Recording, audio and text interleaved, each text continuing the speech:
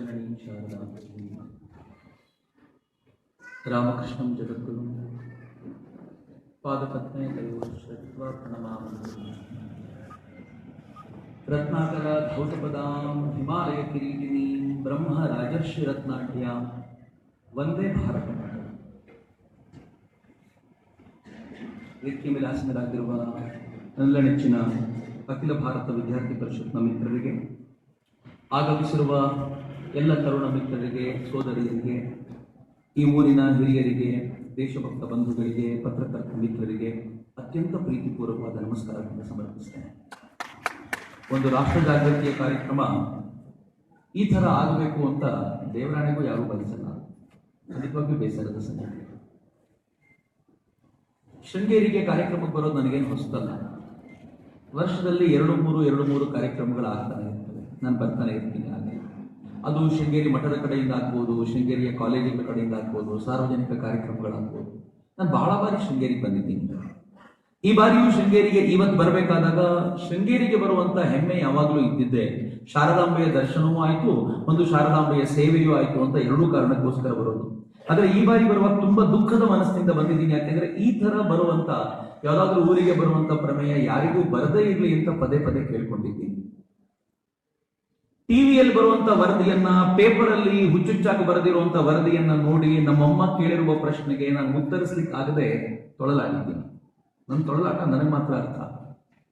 ಒಬ್ಬ ಮುಸ್ಲಿಂ ಮನೆಗೆ ನನ್ನ ತುಂಬಾ ಪ್ರೀತಿ ಪಾತ್ರರಾಗಿರುವಂತ ಮುಸ್ಲಿಂ ಮಿತ್ರರು, ಅಫ್ಕೋರ್ಸ್ ಅವರು ಭಾಜಪದವರು ಅಲ್ಲ, ಬೇರೆ ಒಂದು ಪಾರ್ಟಿಯ ವಕ್ತಾರರು ಕೂಡ ಆಗಿರುವಂತವ್ರು, ಅವ್ರ ಮನೆಗೆ ಹೋಗಿ ಕೂತಾಗ ಅವರ ತಾಯಿ ಕಣ್ಣೀರ್ ಹಾಕ್ತಾ ಕೂತ್ಬಿಟ್ರೆ ನನ್ನ ಎದುರುಗಡೆ. ಯಾಕೆ ಅಮ್ಮ ಅಂತ ಕೇಳಿದೆ. ಯಾಕೆ ಹೇಳಿದ್ದು, ಯಾವುದೋ ತಾಯಿ ತನ್ನ ಮಗನನ್ನ ಹಿಂಗ್ ಕಳ್ಕೊಳ್ಳೋದು ನನಗೆ ನೋಡಕ್ ಆಗಲ್ಲ ಕಣಪ್ಪ ಅಂತಂದ್ರೆ ನನ್ಗೆ ಆನ್ಸರ್ ಮಾಡ್ಲಿಕ್ಕೆ ಆಗಲಿಲ್ಲ. ಏನ್ ಹೇಳೋದು? ಆ ತಾಯಿಗೆ ಗೊತ್ತಿಲ್ಲ ಈ ಸಾವಿನ ಹಿಂದೆ ನನ್ನ ಹೆಸರು ತಳಕ ಹಾಕೊಂಡ್ಬಿಟ್ಟಿದೆ ಅಂತ. ಅವ್ರಿಗೆ ಗೊತ್ತಾಗ್ಸೋದು ಹೆಂಗೆ, ನಾನು ಇಲ್ಲ ಅದರಲ್ಲಿ, ನನಗೂ ಅದಕ್ಕೂ ಏನೋ ಸಂಬಂಧ ಇಲ್ಲ ಅಂತ ಬಹಳ ಸಂಕಟದಲ್ಲಿದ್ದೆ ನಾನು. ಈ ಹುಡುಗರು ಕರೆದಾಗ ತುಂಬಾ ಬಾರಿ ಧೈರ್ಯಮ್ಮ ಹೋಗ್ಬೇಕಾದ್ರೆ ಈ ತರ ಕಾರ್ಯಕ್ರಮಗಳಿಗೆ ಹೋಗ್ಬೇಕಾದ ಪರಿಸ್ಥಿತಿ ಬರಬಹುದು ಅಂತ ದೇವರಾಣೆಗೂ ಯಾವತ್ತಿಗೂ ಬಯಸಲಿಲ್ಲ, ಬಯಸೋದು ಬೇಡ ಅಂತ ಇವತ್ತಿಗೂ ಕೇಳ್ಕೊಳ್ತೀನಿ. ಇದರಿಂದ ಯಾವುದೇ ಮೈಲೇಜ್ ತಗೊಳ್ಬೇಕಾದ ಪರಿಸ್ಥಿತಿ ಯಾರಿಗಾದ್ರೂ ದೈನೈಸಿ ಸ್ಥಿತಿ ಬಂದಿದ್ರೆ ಅಂತ ಅಯೋಗ್ಯರನ್ನು ಮಾತ್ರ ಯಾವತ್ತೂ ಕ್ಷಮಿಸಬೇಡಿ ಮಿತ್ರರೇ. ಈ ಸಾವಿನಲ್ಲೂ ಕೂಡ ಮೈಲೇಜ್ ತಗೊಳ್ಳಿಕ್ಕೆ ಅಂತ ತಿರುಗಾಡೋ ಕೆಲವು ಜನ ಇದ್ದಾರಲ್ಲ, ಎಚ್ಚರಿಕೆ ಇಟ್ಕೊಂಡಿರಿ. ಇಂಥವರು ದೇಶಕ್ಕಲ್ಲ ಮನುಕುಲಕ್ಕೆ ಕಂಟಕವಾದ ಜನ. ಸ್ವಲ್ಪ ಎಚ್ಚರಿಕೆ ಇರಲಿ ಇಂಥವ್ರ ಬಗ್ಗೆ. ಬಹಳ ನೋವಿನಿಂದ ಈ ಮಾತಾಡಿ. ಅಭಿಷೇಕನ ಸಾವು ಅಫ್ಕೋರ್ಸ್ ದುಃಖದ ಸಂಗತಿ, ಆದ್ರೆ ಈ ತರದ ಸಾವು ಬಯಸಬಾರದು. ನನಗೆ ಶೃಂಗೇರಿಯ ಕಾಲೇಜಿಗೆ ಬರಬೇಕು ಅಂತ ಆ ಕಾಲೇಜಿನ NCC ಕೋಆರ್ಡಿನೇಟ್ರು, NSS ಕೋಆರ್ಡಿನೇಟ್ರು ಇವರೆಲ್ಲ ಮಾತನಾಡಿ ಬರಬೇಕು ಅಂತಂದ್ರು. ಯಾರ್ಯಾರಿಗೆ ನನ್ನ ಕಾರ್ಯಕ್ರಮಕ್ಕೆ ಒಪ್ಪಿಸ್ತಾರೋ ಅವ್ರಿಗೆ ಚೆನ್ನಾಗಿ ಗೊತ್ತು. ಒಂದು ಕಾರ್ಯಕ್ರಮವನ್ನ ಒಂದೇ ಕಾಲ್ನಲ್ಲಿ ಒಪ್ಪಿಕೊಳ್ಳೋದು ದೇವರಾಣೆಗೂ ಸಾಧ್ಯ ಇಲ್ಲ ಅಂತ. ಕನಿಷ್ಠ ಪಕ್ಷ 4-6 ಬಾರಿ ಆದ್ರೂ ಕರೆ ಮಾಡಿದ್ದಾರೆ ಅವರು. ನನಗೆ ನೆಕ್ಸ್ಟ್ ಡೇ ಪುತ್ತೂರಿಗೆ ಹೋಗ್ಬೇಕಿತ್ತು ಅನ್ನೋ ಕಾರಣಕ್ಕೋಸ್ಕರ ಇಲ್ಲಿಂದ ಪುತ್ತೂರಿಗೆ ಹೋಗೋದು ಸುಲಭ ಅಂತ ನಾನು ಶೃಂಗೇರಿಗೆ ಬರ್ತೀನಿ ಇದು ಒಪ್ಪಿಕೊಂಡೆ. ಕಾರ್ಯಕ್ರಮಕ್ಕೆ ಹೊರಟು ಬಂದು ಆಗಿತ್ತು. ಮುಂಚಿನ ದಿನ ಕೋಣಂದೂರಿನಲ್ಲಿ ಕಾರ್ಯಕ್ರಮ ಮುಗಿಸಿಕೊಂಡೆ. ಕೋಣಂದೂರಿನಲ್ಲಿ ಕಾರ್ಯಕ್ರಮಕ್ಕೆ ಹೋಗ್ಬೇಕಾದ್ರೆ ಕಾಲೇಜಿನಿಂದ ಕಾಲ್ ಬಂತು, ಇದು ತುಂಬಾ ದೊಡ್ಡ ಗಲಾಟೆ ನಡೀತಿದೆ, ನೀವು ಬರಬಾರ್ದು ಅಂತ. ನಂಗೆ ಆಶ್ಚರ್ಯ ಆಯಿತು. ಯೋಧ ನಮನಕ್ಕೆ, ಯೋಧರಿಗೆ ನಮನ ಸಲ್ಲಿಸುವಂತ ಕಾರ್ಯಕ್ರಮವನ್ನು ನಡೆಸಬಾರದು ಅಂತ ಕೇಳುವಂತ ಪುಣ್ಯಾತ್ಮರು ಯಾರಿದ್ದಾರೆ ಅವ್ರ ಹೆಸರುಗಳಾದ್ರೂ ಸ್ವಲ್ಪ ಹೇಳಿ ಸರ್ ಅಂತಂದೆ. ಅವರ ಸಂಘಟನೆಗಳ ಹೆಸರು ಹೇಳಿದ್ರು. ಈ ಸಂಘಟನೆಗಳಿವೆ, ಇವರುಗಳು ಯೋಧ ನಮನಕ್ಕೆ ನೀವು ಬರಬಾರದು ಅಂತ, ಇಂಡೈರೆಕ್ಟ್ಲಿ ಯೋಧ ನಮನ ನಡಿಬಾರದು ಅಂತ. ಏನ್ ದುರ್ದೈವದ ಸಂಗತಿ ಅಂತ ಅನ್ನಿಸ್ತು ನನಗೆ. ನನಗೆ ಅವ್ರು ಹೇಳಿದ್ಮೇಲೆ ನಾನು ಹೇಳಿದೆ, ಕರೆದಿದ್ದು ನೀವು, ಬರ್ತೀನಿ ಅಂತ ಹೇಳಿದ್ದೆ. ಮತ್ತೆ ನೆನ್ಪಿಟ್ಕೊಳ್ಳಿ, ಕರೆದಿದ್ದು ABVP ಅಲ್ಲ, ಕರೆದಿದ್ದು ಕಾಲೇಜು. ನಾನು ಬರ್ತೀನಿ ಅಂದಿದ್ದೆ, ಬರಬೇಡಿ ಅಂತ ಹೇಳಿದ್ದು ಕಾಲೇಜು. ಹೀಗಾಗಿ ನಾನು ಬರಲ್ಲ ಅಂತಂದೆ. ಮುಗಿಸಿದೆ, ನನ್ನ ಕೆಲಸ ಮುಗಿಸಿದೆ. ಅರ್ಧ ದಿನ ಫ್ರೀ ಸಿಕ್ತು ಅಂತ ಯಾವುದೋ ಹಳೆ ದೇವಸ್ಥಾನ ಹಾಳಾಗಿತ್ತು, ಅದನ್ನು ಸರಿ ಮಾಡೋದು ಹೇಗೆ ಅಂತ ತರುಣರನ್ನು ಕರ್ಕೊಂಡೋಗಿ ಅದ್ರ ಕಡೆ ಗಮನ ಕೊಟ್ಟು ನಾನು ಮುಂದಿನ ಕಾರ್ಯಕ್ರಮಕ್ಕೆ ಹೊರಟ್ಬಿಟ್ಟೆ. ಆದ್ರೆ 4 ದಿನಗಳ ನಂತರ ಸುದ್ದಿ ಬಂದಾಗ ಗಾಬರಿಯಾಗಿತ್ತು. ನಾನು ಯಾವ ತರದ ಇನ್ವಾಲ್ವ್ಮೆಂಟ್ ಅಲ್ಲಿ ಆಗೋಗಿದ್ದೆ ಅಂತಂದ್ರೆ, ಟಿವಿಯಲ್ಲಿ ನ್ಯೂಸ್ ಬರ್ಲಿಕ್ಕೆ ಶುರುವಾಗಿತ್ತು, ಚಕ್ರವರ್ತಿ ಸೂರ್ಯವೇಲಿಯವರ ಕಾರ್ಯಕ್ರಮಕ್ಕೆ ಬರಲಿಲ್ಲ ಅಂತ ಆತ್ಮಹತ್ಯೆ. ನಂಗೆ ಬಹಳ ವಿಚಿತ್ರ ಅನ್ನಿಸ್ತು, ಬಹಳ ಸಂಕಟ ಅನ್ನಿಸ್ತು. ಇನ್ಫ್ಯಾಕ್ಟ್ ಎಲ್ಲವನ್ನು ವಿಚಾರ ತರಿಸ್ಕೊಂಡ್ಮೇಲೆ ಗೊತ್ತಾಯ್ತು, ಅಭಿಷೇಕ್ ಬಹಳ ಗಂಭೀರವಾದ ನಿರ್ಣಯವೊಂದನ್ನ ಕೈಗೊಂಡ್ಬಿಟ್ಟಿದ್ದ ಅಂತ. ಆಮೇಲೆ ನಾನು ಇಲ್ಲಿನ ಕೆಲವು ಮಿತ್ರರಿಗೆ ಫೋನ್ ಮಾಡಿದೆ, ಅಭಿಷೇಕ್ ಯಾರು ಅಂತ. ನನ್ಗೆ ನಿಜವಾಗ್ಲೂ ಯಾರು ಅಂತ ಗೊತ್ತಿಲ್ಲ. ಆ ಹುಡುಗ ತುಂಬಾ ಒಳ್ಳೆಯ ಹುಡುಗ, ಯಾವತ್ತೂ ಒಂದು ಬ್ಲ್ಯಾಕ್ ಸ್ಪಾಟ್ ಅನ್ನ ತನ್ನ ಮೈ ಮೇಲೆ ಇಟ್ಟುಕೊಳ್ಳದೆ ಇರುವಂತವನು. ಆತ ಕಾಮರ್ಸ್ ಸಂಘದ ಅಧ್ಯಕ್ಷನಾಗಿದ್ದವನು. ಅಖಿಲ ಭಾರತ ವಿದ್ಯಾರ್ಥಿ ಪರಿಷತ್ ಜೊತೆಗೆ ತುಂಬಾ ಚೆನ್ನಾಗಿ ಗುರುತಿಸಿಕೊಂಡಿದ್ದ. ಎಲ್ಲಕ್ಕಿಂತ ಹೆಚ್ಚು ಗೊತ್ತಿರಲಿ ಮಿತ್ರರಿಗೆ ಬಹಳ ಹೆಮ್ಮೆ ಇದ್ದ ಸಂಗತಿ ಏನಂತ ಗೊತ್ತಾ? ಅಖಿಲ ಭಾರತೀಯ ವಿದ್ಯಾರ್ಥಿ ಪರಿಷತ್ ಹುಟ್ಟಿದ ದಿನ ಮತ್ತು ಅವನು ಹುಟ್ಟಿದ ದಿನ ಎರಡು ಒಂದೇ ಅನ್ನುವಂತ ಹೆಮ್ಮೆ ಇತ್ತು. ಜುಲೈ 9ನೇ ತಾರೀಕು ಅವನು ಹುಟ್ಟಿದ ದಿನ. ಅವ್ನು ಬಹಳ ಹೆಮ್ಮೆಯಿಂದ ಅದನ್ನ ಹೇಳ್ಕೊಳ್ತಿದ್ದ ಅಂದಾಗ ಬಹಳ ಹೊಟ್ಟೆ ಉರಿದೋಯ್ತು. ನಿಮಗೆ ಒಳ್ಳೆ ಕಾರ್ಯಕರ್ತನನ್ನು ಕಳ್ಕೊಳ್ಳೋದಿದೆಯಲ್ಲ, ಅದು ಯಾವ ಸಂಘಟನೆಗೂ ಕೆಟ್ಟದ್ದು, ಸಮಾಜಕ್ಕೂ ಕೆಟ್ಟದ್ದು. ಅದು ಈ ತರ ಒಬ್ಬ ಕಾರ್ಯಕರ್ತನನ್ನ ಕಳ್ಕೊಳ್ಳೋದು ದುರ್ದೈವ. ಎಲ್ಲಕ್ಕಿಂತ ಹೆಚ್ಚಿನ ಬೇಜಾರಿನ ಸಂಗತಿ ನನಗೆ ಯಾವಾಗ ಆಯ್ತು ಅಂತಂದ್ರೆ, ಅವ್ನು ಬರೆದಿರುವಂತ ಡೆತ್ ನೋಟ್ ನೋಡಿದಾಗಲಂತೂ ಎಷ್ಟು ಸಂಕಟ ಆಯ್ತು ಅಂತಂದ್ರೆ, ಒಂದು FIR ಆದ ಮಾತ್ರಕ್ಕೆ ನನಗೆ ಗವರ್ಮೆಂಟ್ ನೌಕರಿ ಸಿಗಲ್ಲ, ನನ್ನ ತಂದೆ ತಾಯಿನ ಸರಿಯಾಗಿ ನೋಡ್ಕೊಳ್ಲಿಕ್ಕೆ ಆಗಲ್ಲ ಅನ್ನುವಂತ ದುಃಖ ಮಡುಗಟ್ಟಿದ ವಾತಾವರಣದಲ್ಲಿ ತನ್ನನ್ನು ತಾನು ಅಂತ್ಯ ಮಾಡ್ಕೊಳ್ತಾನಲ್ಲ ಒಬ್ಬ ಹುಡುಗ. ಯಾವ ಕಾಲದಲ್ಲಿದ್ದೀರಿ? ಗವರ್ನಮೆಂಟ್ ನೌಕರಿಗೋಸ್ಕರ ಬಡಿದಾಡುವಂತ ಕಾಲ ಈಗಿಲ್ಲ. ಹೊಸ ಜಗತ್ತು ನಿರ್ಮಾಣ ಆಗಿದೆ. ಈ ಹೊಸ ಜಗತ್ತಿನಲ್ಲಿ ಗವರ್ಮೆಂಟ್ ನೌಕರಿಗೆ ಅತ್ಯಂತ ಕೊನೆಯ ಸ್ಥಾನ. ಯಾರು ಸ್ವಂತ ಕಾಲ ಮೇಲೆ ನಿಂತ್ಕೊಳ್ತಾರೋ ಅಂತವನಿಗೆ ಜಗತ್ತು ಸ್ಟಾರ್ಟ್ಅಪ್ ಮಾಡ್ತಿದ್ದಾನೆ ಅಂತ ಬೇಕಾದನ್ನೆಲ್ಲ ಕೊಡ್ಲಿಕ್ಕೆ ಮುಂದೆ ಬರುವಂತ ಕಾಲ. ಯಾವ ಕಾಲ ನಡೆದಿದ್ದೀವಿ ಮಿತ್ರರೇ? ರಾಷ್ಟ್ರ ಜಾಗೃತಿಯ ಮೊದಲನೇ ಪಾಠವೇ ಅದು, ಗವರ್ಮೆಂಟ್ ನೌಕರಿನ ಧಿಕ್ಕರಿಸಿ ಅಂತ. ಯಾರಿಗೆ ಕೈಲಾಗಲ್ವೋ, ಯಾರಿಗೆ ಪ್ರಾಮಾಣಿಕವಾಗಿ ದುಡಿಲಿಕ್ಕೆ ಆಗಲ್ಲ ಅಂತ ಅನ್ಸುತ್ತೋ ಗವರ್ಮೆಂಟ್ ಜಾಬಿಂದ ಹೋಗಿ. ನಾನು ಕೊನೆ ಬೆಂಚಲ್ಲಿ ಕೂತಿರ್ತಿದ್ದೆ ಸರ್, ಬೇರೇನು ಗೊತ್ತಾಗ್ತಿರಲಿಲ್ಲ, ಅದಕ್ಕೆ ಗವರ್ಮೆಂಟ್ ಜಾಬಿಗೆ ಬಂದೆ ಅಂತ ಅಷ್ಟೇ ಮಾಡ್ಲಿಕ್ಕೆ. ಆದ್ರೆ ಯಾರಿಗೆ ಸವಾಲುಗಳನ್ನ ಸ್ವೀಕರಿಸುವ ಛಾತಿ ಇದೆಯೋ, ಯಾಕೆ ಗವರ್ಮೆಂಟ್ ಜಾಬಿನ ಹಿಂದೆ ಬಿಡ್ತೀರಾ, ಬನ್ನಿ ಆಚೆಗೆ ಅಂತ. ನಾನು ಇತ್ತೀಚೆಗೆ ಒಂದು ವರದಿ ನೋಡಿದ್ದೀನಿ. ಬಿಹಾರದಲ್ಲಿ ಇರೋ 30 ಸೀಟಿಗೆ 35 ಲಕ್ಷ ಜನ ಗವರ್ಮೆಂಟ್ ಜಾಬಿಗೆ ಅಪ್ಲೈ ಮಾಡ್ಕೊಂಡು ಬಂದಿದ್ದಾರೆ ಅಂತ. 30 ಸೀಟು. ಅದರ ಸ್ಟಾರ್ಟಿಂಗ್ ಸ್ಯಾಲರಿ ಎಷ್ಟು ಅಂತ ವಿಚಾರಿಸಿದ್ರೆ 6,000 ರೂಪಾಯಿ ಸಂಬಳ. ಈ 6,000 ರೂಪಾಯಿ ಸಂಬಳಕ್ಕೋಸ್ಕರ 30 ಲಕ್ಷ ಜನ ಬಂದು ಆ ಇರೋ 30 ಸೀಟಿಗೆ ಅವ್ರು ಅಪ್ಲೈ ಮಾಡಿ ತಗೊಳ್ಳಿಕ್ಕೆ ಒದ್ದಾಡ್ತಾರೆ ಅಂದ್ರೆ ನನಗನ್ಸೋದು ಯಾವ ಲೋಕದಲ್ಲಿದ್ದೀವಿ? ಯಾವ ತರ ಬಿಹಾರಿಗಳು ಯೋಚನೆ ಮಾಡ್ತಾರೋ ಆ ತರ ಕರ್ನಾಟಕದ ಶಾರದೆಯ ಸ್ಥಾನದಲ್ಲಿರುವಂತ ನಾವು ಯೋಚನೆ ಮಾಡ್ತೀವಿ ಅಂದ್ರೆ ಬಹಳ ದುಃಖದ ಸಂಗತಿ. ಯಾರ ಮನಸ್ಸಲ್ಲಾದ್ರೂ ಗವರ್ಮೆಂಟ್ ನೌಕರಿ ಸಿಗ್ಲಿಲ್ಲ ಅಂದ್ರೆ ಜೀವನ ಮುಗಿದೋಯ್ತು ಅಂತ ನಿಮ್ಗೆ ಅನಿಸೋದಿದ್ರೆ ಇವತ್ತೇ ಅದನ್ನ ಕಿತ್ತು ಬಿಸಾಕಿ ಹೊಸ ಜೀವನ ಯಾವಾಗ ಶುರುವಾಗುತ್ತೆ ಅಂದ್ರೆ ನಿಮ್ ಗವರ್ಮೆಂಟ್ ಜಾಬ್ ಸಿಗದೆ ಹೋದ್ರೆ ಶುರುವಾಗುತ್ತೆ. ಇದೊಂದು ಮಾತ್ರ ನೆನ್ಪಿಟ್ಕೊಳ್ಳಿ. ಯಾರಿಗೆ ಗವರ್ಮೆಂಟ್ ಜಾಬ್ ಇರುತ್ತೋ ನಿಂತ ನೀರು, ಅವರು ನಿಂತ ನೀರಿಂದ ಬಿಟ್ಟು ಹರಿಯೋದು ಗೊತ್ತಿರಲ್ಲ ಅವರಿಗೆ, ಅಷ್ಟೇ ಲೋಕದಲ್ಲಿ ತಮ್ಮ ಜೀವನ ಮುಗಿಸ್ತಾರೆ. ಯಾರಿಗೆ ಗವರ್ಮೆಂಟ್ ಜಾಬ್ ಇಲ್ವಲ್ಲ, ಹೊಸದನ್ನ ಸ್ವೀಕರಿಸುವಂತ ಸವಾಲು ಇರುತ್ತಲ್ಲ, ಹೊಸ ಹೊಸದನ್ನು ಮಾಡ್ತಿರ್ತಾನೆ, ಜೀವನದಲ್ಲಿ ಅತಿ ಶ್ರೇಷ್ಠವಾದನ್ನ ಮುಟ್ತಾನೆ. ನೆನ್ಪಿಟ್ಕೊಳ್ಳಿ, ಧೀರುಭಾಯ್ ಅಂಬಾನಿ ತನ್ನ ಒಂದು ಪೆಟ್ರೋಲ್ ಬಂಕಿನ ಹೊರಗಡೆ ಪೆಟ್ರೋಲ್ ಸುರಿತಾ ಇದ್ದಾಗ ಒಂದು ಕನಸು ಕಂಡಿದ್ರಂತೆ. ನಾನು ಒಂದಿನ ಇಡೀ ದೇಶಕ್ಕೆ ಪೆಟ್ರೋಲ್ ಕೊಡುವಂತ ದೊಡ್ಡ ಒಡೆಯನಾಗಬೇಕು ಅಂತ ಕನಸು ಕಟ್ಟಿದ್ರು. ಪೆಟ್ರೋಲ್ ಕೊಟ್ಟರು. ಆನಂತರ ಇಡೀ ದೇಶಕ್ಕೆ ಪೆಟ್ರೋಲ್ ಕೊಡಬಲ್ಲಂತ ಪೆಟ್ರೋಲ್ ಬಂಕ್ಗಳನ್ನು ಶುರು ಮಾಡಿದ್ರು. ಅಷ್ಟೇ ಅಲ್ಲದೆ ಅವ್ರದ್ದು ಪೆಟ್ರೋಲ್ ಸಂಸ್ಕರಣಾ ಉದ್ದಿಮೆಗಳು ಶುರುವಾಗ್ಬಿಟ್ಟು ಎಷ್ಟು ದೊಡ್ಡ ಉದ್ದಿಮೆಯ ಒಡೆಯರಾದ್ರು ಅಂತಂದ್ರೆ, ಒಂದ್ಸಲ ಯಾರೋ ಬಂದು ಕೇಳಿದ್ರು, ಸರ್ 7ನೇ ಕ್ಲಾಸ್ ಫೇಲ್ ಆಗಿದ್ದಕ್ಕೆ ಈ ದೊಡ್ಡ ಕೆಲಸ ಮಾಡಿದ್ರಿ ನೀವೇನಾದ್ರೂ MBA ಗ್ರಾಜುಯೇಟ್ ಆಗಿದ್ರೆ ಏನ್ ಮಾಡಿರ್ತಿದ್ರಿ? ಅವ್ರಂದ್ರು, ನನ್ನ ಹತ್ರನೂ MBA ಗ್ರಾಜುಯೇಟ್ಗಳು ಬಹಳ ಕೆಲಸ ಮಾಡ್ತಿದ್ದಾರೆ, ನಾನು ಅವ್ರ ತರ ಎಲ್ಲೋ ಕೆಲಸ ಮಾಡಿಟ್ಕೊಂಡಿರ್ತಿದ್ದೆ, ಥ್ಯಾಂಕ್ ಗಾಡ್ 7ನೇ ಕ್ಲಾಸ್ ಫೇಲ್ ಆಗ್ಬಿಟ್ಟೆ, ನಾನು ಬಚಾವಾಗಿರ್ತೇನೆ. ಯೋಚನೆ ಮಾಡಿ ಆಲೋಚನೆ ದಿಕ್ಕು ಹೇಗೆ ಬದಲಾಯಿಸಿಕೊಳ್ಬೇಕು ಅಂತ. ಮಿತ್ರ, ಇವತ್ತು ವಿವೇಕಾನಂದರ ಜಯಂತಿ ನಾವು ಆಚರಣೆ ಮಾಡ್ತಿದ್ವಿ. ನಂಗೆ ಅಭಿಷೇಕರ ಮೇಲೆ ಇದೊಂದು ಬೇಜಾರು, ದೇವರಾಣೆಗೂ ಯಾವಾಗಲೂ ಇರುತ್ತೆ. ಅಭಿಷೇಕ್ ತೀರಿಕೊಂಡಿದ್ದರ ಕಾರಣ ಇದೆಯಲ್ಲ, ಅತ್ಯಂತ ಕ್ಷುಲ್ಲಕವಾದ ಕಾರಣ. ಆ ಕ್ಷುಲ್ಲಕವಾದ ಕಾರಣ ಏನಂದ್ರೆ ಗವರ್ಮೆಂಟ್ ಜಾಬ್ ಸಿಗಲ್ಲ ಅಂತ. ಆದ್ರೆ ನಂಗೆ ಚೆನ್ನಾಗಿ ಗೊತ್ತು ಅದಷ್ಟೇ ಕಾರಣ ಆಗಿರ್ಲಿಕ್ಕಿಲ್ಲ. ಸುತ್ತಲಿನ ಪ್ರೆಷರ್ ಅವ್ರ ಮೇಲೆ ಹೆಂಗ್ ಬಿಲ್ಡಪ್ ಆಗಿತ್ತು ಅಂದ್ರೆ, ನಾನು ಮಾಡದ ತಪ್ಪಿಗೆ ಹೋಗಿ ಪೊಲೀಸ್ ಸ್ಟೇಷನ್ ನಲ್ಲಿ FIR ಹಾಕಿಸ್ಕೊಳ್ಬೇಕಾದ್ ಬಂತಲ್ಲ ಅಂತ. ಅವನು ಹೊಡೆದಿದ್ರೆ ಬಹುಶಃ ಇವತ್ತು ಪ್ರಾಣ ಕಳ್ಕೊಳ್ತಿರ್ಲಿಲ್ಲ. ನಾನು ಹೊಡಿದ್ರೆ ಹೋಗಿ ಪ್ರಾಣ ಕಳ್ಕೊಳ್ಬೇಕಾದ್ ಬಂತಲ್ಲ ಅಂತ ದುಃಖ ಇದೆಯಲ್ಲ, ಇದು ಮಾತ್ರ ಸಾಲ್ವ್ ಮಾಡ್ಲಿಕ್ಕೆ ಸಾಧ್ಯ ಇಲ್ಲ. ನಾನು ಎಲ್ಲರೂ ಇವತ್ತು ಪ್ರಶ್ನಿಸ್ಬೇಕು. ನಂಗೆ ಗೊತ್ತು ಯಾರಿಗೂ ಇದು ಗೊತ್ತಿರ್ಲಿಲ್ಲ. ಅವ್ನು ತೀರ್ಕೊಳ್ತಾನೆ ಅಂತ ಗೊತ್ತಿದ್ರೆ ಎಲ್ಲರೂ ಯಾವಾಗಲೂ ಸರಿ ಮಾಡಿರ್ತಿದ್ರು. ಕಾಲೇಜ್ ತಪ್ಪು ಮಾಡ್ತು, ಕೊನೆ ಪಕ್ಷ ಪೊಲೀಸರ ಹತ್ರ ಬಂದಾಗ ಪೊಲೀಸರ ಹತ್ರ ಸ್ವಲ್ಪ ಯೋಚನೆ ಮಾಡ್ಬೋದಿತ್ತು ಸರ್. ಹುಡುಗರ ಮೇಲೆ ಡೈರೆಕ್ಟ್ FIR ಹಾಕೋಕ್ಕಿಂತ ಮುಂಚೆ ಅವ್ರನ್ನ ಮಾತನಾಡಿಸಿ 4 ಬುದ್ಧಿ ಮಾತು ಹೇಳಿದ್ರೆ, 1-2 ದಂಡ ತಗೊಂಡು ಹೊಡೆದಿದ್ರೆ ಆದ್ರೂ ಸಮಾಧಾನಗೊಳ್ತಿದ್ರು.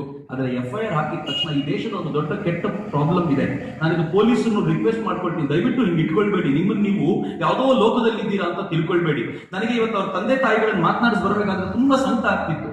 ನನಗೊಂದು ಹೆದರಿಕೆ ಇತ್ತು. ನಾನು ಅವ್ರ ಮನೆಗೆ ಹೋದಾಗ ಅವ್ರ ಅಮ್ಮ ಏನಾದ್ರು, ನೀನು ಬರ್ತೀಯಾ ಅಂತ ಹೇಳಿದಕ್ಕೆ ನನ್ನ ಮಗ ಹೋಗ್ಬಿಟ್ನಲ್ಲಪ್ಪ, ನೀನ್ ಬರ್ತೀಯಾ ಅಂತ ಹೇಳದೆ ಹೋಗಿದ್ರೆ ಚೆನ್ನಾಗಿರ್ತಿತ್ತು ಅಂತ ಅಂದ್ಬಿಟ್ಟಿದ್ರೆ, ಆ ತಾಯಿ ಮುಂದೆ ಹೇಗೆ ನಿಂತ್ಕೋಬೇಕು ಅಂತ 8 ದಿನಗಳಿಂದ ಟ್ರೈನಿಂಗ್ ಮಾಡ್ಕೊಂಡಿದ್ದೀನಿ. ಆ ತಾಯಿ ಈ ಪ್ರಶ್ನೆ ಕೇಳಿದ್ರೆ ಏನ್ ಉತ್ತರ ಕೊಡಬೇಕು ಅಂತ. ಆ ತಾಯಿ ಹೇಳಿದ್ರು, ನಿಂದೇನ್ ತಪ್ಪಿಲ್ಲ ಬಿಡಪ್ಪ, ನನ್ನ ಮಗನು ನೀನ್ ಬರ್ಲಿ ಅಂತ ತುಂಬಾ ಆಸೆ ಪಟ್ಟಿದ್ದ, ಹೋಗ್ಲಿ ಆ ನೆಪದಲ್ಲಿ ಮನೆಗಾದ್ರೂ ಬಂದಿಲ್ಲ ಅಂತಂದಾಗ ತುಂಬಾ ಸಂಕಟ ಅನ್ನಿಸ್ತು. ಆದ್ರೆ ಒಂದೇ ಒಂದು ನೆನ್ಪಿಟ್ಕೊಳ್ಳಿ, ಆ ತಾಯಿ ಹೇಳಿದ್ರು, ನಮ್ಮ ಮನೆಯವ್ರು ಯಾವತ್ತೂ ಪೊಲೀಸ್ ಸ್ಟೇಷನ್ ಮೆಟ್ಲು ಹತ್ತಲಿಲ್ಲ, ಯಾವತ್ತೂ ಲಾಯರ್ ಮೆಟ್ಲು ಹತ್ತಲಿಲ್ಲ, ಹಿಂಗಾಗಿ ಅವನಿಗೆ ತುಂಬಾ ಸಂಕಟ ಆಗಿರ್ಬೋದು ಅಂತ. ಏನ್ ಪೊಲೀಸ್ ಸ್ಟೇಷನ್ ಮೆಟ್ಲು ಹತ್ತಬಾರ್ದು ಅಂತ ಎಲ್ಲರೂ ಬರ್ತಿದ್ದೇನ್ರಿ? ಯಾರು ಹೇಳಿದ್ದನ್ನ? ಪೊಲೀಸ್ ಸ್ಟೇಷನ್ ಅಂತಂದ್ರೆ ಈ ದೇಶದಲ್ಲಿ ಎಲ್ಲರನ್ನು ಆಳ್ಲಿಕ್ಕೆ ಕೂತಿರೋರು, ಲಾಠಿ ತಗೊಂಡು ಕೂತಿರೋರೇನಲ್ಲ. ಪೊಲೀಸರು ಅಂದ್ರೆ ನಮ್ಮ ಸರ್ವೆಂಟ್ಸ್ ಅಂತ. ನಮ್ಮ ನಡುವಿನ ವ್ಯವಸ್ಥೆಗಳು ಚೆನ್ನಾಗಿರ್ಲಿ ಅನ್ನೋ ಕಾರಣಕ್ಕೋಸ್ಕರ ನಾವು ಕಟ್ಟಿರುವ ಟ್ಯಾಕ್ಸ್ ನಲ್ಲಿ ಸಂಬಳ ಕೊಟ್ಟಿಟ್ಟಿರೋದು. ಯಾಕೆ ಹೆದರ್ತೀರಿ ಅವರಿಂದ? ಯಾಕೆ ರಸ್ತೆಯಲ್ಲಿ ಯಾವತ್ತಾದ್ರೂ ಒಬ್ಬ ಟ್ರಾಫಿಕ್ ಪೊಲೀಸ್ ನಿಂತ್ಕೊಂಡ್ರೆ ಅವನ ಹತ್ರಕ್ಕೆ ನಾನು ಹೋಗ್ಬೇಕು ಅಂದ್ರೆ ಹೆದರ್ಕೋಬೇಕು? ನಾನು ಹೆದರ್ಕೊಳ್ಳಿಕ್ಕೋಸ್ಕರ ಇರೋದಲ್ಲ.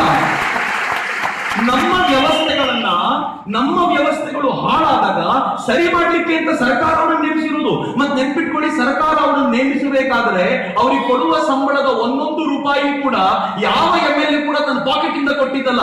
ನಾನು ನೀವು ಕಟ್ಟಿರುವ ತೆರಿಗೆಯಿಂದ ಕಟ್ತಾ ಇರೋದು ಅವರ ಸಂಬಳವನ್ನ. ಯಾಕೆ ಹೆದರ್ತೀರಿ? ಪೊಲೀಸ್ ಸ್ಟೇಷನ್ ನ ಮೆಟ್ಟಿಲು ಹತ್ತೋದು ಅಂದ್ರೆ ಕೆಟ್ಟದ್ದು ಅಂತ ಯಾರು ಹೇಳಿದ್ದು? ಕೋರ್ಟಿಗೆ ಹೋಗೋದು ಕೆಟ್ಟದ್ದು ಅಂತ ಯಾರು ಹೇಳಿದ್ದು? ಯಾಕೆ ಈ ಮೈಂಡ್ ಸೆಟ್ ಅಲ್ಲಿ ಇದ್ದೀವಿ ನಾವು ಅಂತ ನಂಗೆ ಅರ್ಥ ಆಗಲ್ಲ. ಇದೊಂದು ತುಂಬಾ ದೊಡ್ಡ, ನಾನು ಎಲ್ಲ ಪೊಲೀಸರನ್ನು ವಿನಂತಿ ಮಾಡ್ಕೊಳ್ತೀನಿ, ನೀವು ವಿದ್ಯಾರ್ಥಿಗಳ ಜೊತೆಗೆ, ನೀವು ಸಮಾಜದ ಜೊತೆಗೆ ವ್ಯವಹಾರ ಮಾಡಬೇಕಾದಾಗ ಸ್ಟೇಷನ್ಗೆ ಬರೋದು ಕೆಟ್ಟದ್ದು ಅನ್ನೋ ವ್ಯವಹಾರವನ್ನು ದಯಮಾಡಿ ಇಡಬೇಡಿ. ಸ್ಟೇಷನ್ ಜೊತೆಗೆ ಒಂದು ಒಳ್ಳೆ ವಾತಾವರಣ ರೂಪಿಸಿ. ನಾನು ತುಂಬಾ ಒಳ್ಳೊಳ್ಳೆ ಪೊಲೀಸರನ್ನು ನೋಡಿದ್ದೀನಿ. ನೀವು ಶಿವಮೊಗ್ಗದಲ್ಲಿದ್ದಂತ ರವಿ ಚಂದ್ರನ್ ಅವ್ರು ನೋಡ್ಬೇಕಿತ್ತು. ವಿವೇಕಾನಂದರಿಂದ ಅಪಾರವಾಗಿ ಪ್ರೇರೇಪಿತರಾಗಿದ್ದಂತ ವ್ಯಕ್ತಿ. ಕಾಲೇಜ್ ವಿದ್ಯಾರ್ಥಿಗಳೊಂದಿಗೆ ಗಂಟೆಗಟ್ಟಲೆ ಮಾತಾಡ್ಕೊಂಡು ನಿಂತ್ಕೊಂಡು ಮೊಬೈಲ್ ನಂಬರ್ ಕೊಟ್ಟು ಬರ್ತಿದ್ರು. ಯಾವತ್ತಾದ್ರೂ ನಿಮ್ಗೆ ಏನಾದ್ರು ಸಮಸ್ಯೆ ಅನಿಸಿದ್ರೆ ನಮ್ಗೊಂದು ಫೋನ್ ಮಾಡ್ರೆ ಬಂದ್ಬಿಡ್ತೀನಿ ನಾನು. ಒಂದು ಏನ್ ಚೆನ್ನಾಗಿತ್ತು ಗೊತ್ತಾ ವಾತಾವರಣ. ಅವರು ಬಿಟ್ಟು ಬರುವಾಗ ಕಾಲೇಜ್ ವಿದ್ಯಾರ್ಥಿಗಳ ಪ್ರತಿಭಟನೆ, ನೀನ್ ಯಾಕೆ ಬಿಟ್ಟು ಹೋಗ್ತೀರಾ ಸರ್ ನಮ್ಮೂರ್ನ? ನೀವು ಬಂದ್ಮೇಲೆ ನಮ್ಗೊಂದು ಧೈರ್ಯ ಬಂತು, ಪೊಲೀಸರ ಜೊತೆ ನಾವು ಮಾತನಾಡಿಸಬಹುದು ಅಂತ. ಈ ಸೌಹಾರ್ದಯುತವಾದ ವಾತಾವರಣ ನಿರ್ಮಾಣ ಮಾಡಲಿಲ್ಲ ಅಂತಂದ್ರೆ ಈ ದೇಶ ಬ್ರಿಟಿಷರ ಕಾಲದಲ್ಲಿ ಯಾವ ಚೌಕಟ್ಟಿನಲ್ಲಿತ್ತೋ ಆ ಚೌಕಟ್ಟಿನಿಂದ ಯಾವತ್ತಿಗೂ ಹೊರಬರಲ್ಲ. ಇದು ಎಲ್ಲ ಪೊಲೀಸರ ಜವಾಬ್ದಾರಿ. ದಯಮಾಡಿ ನೆನ್ಪಿಟ್ಕೊಳ್ಳಿ. ಹಿಂದೆ ಹೋದ್ರೆ 8 ಜನ ಅಭಿಷೇಕ್ ಅಂತವ್ರು ಇದರ ನಡುವೆ ಇದ್ದಾರೆ ಅನ್ನೋದು ನಾವು ನೀವು ಊಹಿಸ್ಲಿಕ್ಕೆ ಸಾಧ್ಯ ಇಲ್ಲ. ಮಿತ್ರರೇ, ಸ್ವಾಮಿ ವಿವೇಕಾನಂದ ಜಯಂತಿ ಮಾಡ್ತಿದ್ದೀವಿ. ನನಗೆ ಇವತ್ತು ನಿಮ್ಮನ್ನು ಕೇಳ್ಕೊಳ್ಬೇಕಾಗಿರೋದು ಎಷ್ಟೇ, ಇನ್ನೇನು ಕೇಳ್ಕೊಳ್ಬೇಕಾಗಿಲ್ಲ. ಜೀವನದಲ್ಲಿ ಸವಾಲುಗಳನ್ನು ಬಂದಾಗ ಎದುರಿಸಬೇಕು. ಸವಾಲುಗಳು ಬರೋದು ನಮ್ಮನ್ನ ಗಟ್ಟಿ ಮಾಡ್ಲಿಕ್ಕೆ. ಅವ್ರ ಹಿರಿಯರು ತುಂಬಾ ಒಳ್ಳೆ ಮಾತು ಹೇಳೋರು, ಇದು ತುಂಬಾ ಬಾರಿ ಕೇಳಿರ್ತೀನಿ. ನನಗೆ ಬಹಳ ಇಷ್ಟ ಆಗುವಂತ ಮಾತು. ಪ್ರತಿ ಬಾರಿ ದೇವಸ್ಥಾನಕ್ಕೆ ಹೋದಾಗ್ಲೂ ಅದನ್ನ ನೋಡ್ತೀನಿ, ನೋಡಿ ನನ್ನನ್ನು ನಾನು ಹಂಗೆ ಮಾಡ್ಕೊಳ್ಬೇಕು ಅಂತ ಪ್ರಯತ್ನ ಪಡ್ತೀನಿ. ಆ ದೇವಸ್ಥಾನದಲ್ಲಿ ಮೂರ್ತಿ ಕೆತ್ತಬೇಕು ಅಂತ ನಿಶ್ಚಯ ಮಾಡಿದಾಗ ಒಬ್ಬ ಶಿಲ್ಪಿ ಹೋಗಿ ಮೂರ್ತಿ ಕೆತ್ತಲಿಕ್ಕೆ ಅಂತ ಬಂಡೆ ಹೊಡಿಲಿಕ್ಕೆ ಶುರು ಮಾಡ್ತೀನಿ. ಒಂದ್ ಬಂಡೆ ಹೊಡಿಲಿಕ್ಕೆ ಶುರು ಮಾಡಿದ ತಕ್ಷಣ ಕಣ್ಣೀರ್ ಹಾಕ್ಬಿಡ್ತು. ನಂಗೆ ಹೊಡೆದೇ ಬಿಟ್ನಲ್ಲ ಇವನು ಅಂತ. ಯಾವಾಗ ಕಣ್ಣೀರ್ ಹಾಕಿ ಅದು ಹೆಂಗೆಂಗೋ ಹೊಡಿಲಿಕ್ಕೆ ಶುರುವಾಯ್ತೋ ಆ ಬಂಡೆಗೆಲ್ಲ ನಾವು ಬಿಟ್ಟ ಸ್ವಲ್ಪ ಸ್ಟ್ರಾಂಗ್ ಆಗಿರೋ ಬಂಡೆ ತಗೊಂಡು ಹೊಡಿಲಿಕ್ಕೆ ಶುರು ಮಾಡ್ದ. ಈ ಬಿಟ್ಟ ಬಂಡೆಗೆ ಬಹಳ ಖುಷಿ ಆಯ್ತು. ನನ್ನನ್ನು ಬಿಟ್ಟು ಬಿಟ್ಟ, ನೋಡು ಅವ್ನು ಚೆನ್ನಾಗಿ ಹೊಡೆಸ್ಕೊಂಡ ಅಂತ. ಅವನಿಗೆ ಚೆನ್ನಾಗಿ ಹೊಡೆದ. 7-8 ವರ್ಷ ಆದ್ಮೇಲೆ ಯಾವುದು ಚೆನ್ನಾಗಿ ಹೊಡೆಸ್ಕೊಂಡು ಮೂರ್ತಿ ಆಯ್ತು, ಒಳಗೆ ಕೂತ್ಕೊಳ್ತು. ಈ ಏಟು ಸರಿಯಾಗಿ ತಿನ್ಲಿಕ್ಕೆ ಆಗಿರ್ಲಿಲ್ವಲ್ಲ, ಅದನ್ನ ಪಕ್ಕದಲ್ಲಿಟ್ಟು ತೆಂಗಿನಕಾಯಿ ಹೊಡಿಲಿಕ್ಕೆ ಅಂತ. ಯಾವುದು ಮೂರ್ತಿ ಆಯ್ತೋ ಅದಕ್ಕೆ ಎಲ್ಲರೂ ದಿನಾಗ್ಲೂ ಸ್ನಾನ ಮಾಡಿಸೋದು, ಕುಂಕುಮ ಹಚ್ಚೋದು, ಅಲಂಕಾರ ಮಾಡೋದು, ಅದಕ್ಕೆ ಅಭಿಷೇಕ ಮಾಡೋದು, ಅದ್ಭುತವಾದ ಉಪಚಾರ ಅದಕ್ಕೆ. ಆದ್ರೆ ಪಕ್ಕದಲ್ಲಿ ಏಟ್ ತಿನ್ಲಿಕ್ಕೆ ಲಾಯಕ್ ಇರ್ಲಿಲ್ಲ ಕಲ್ಲು. ಬಂದವರೆಲ್ಲ ತೆಂಗಿನಕಾಯಿ ಹೊಡೆದು.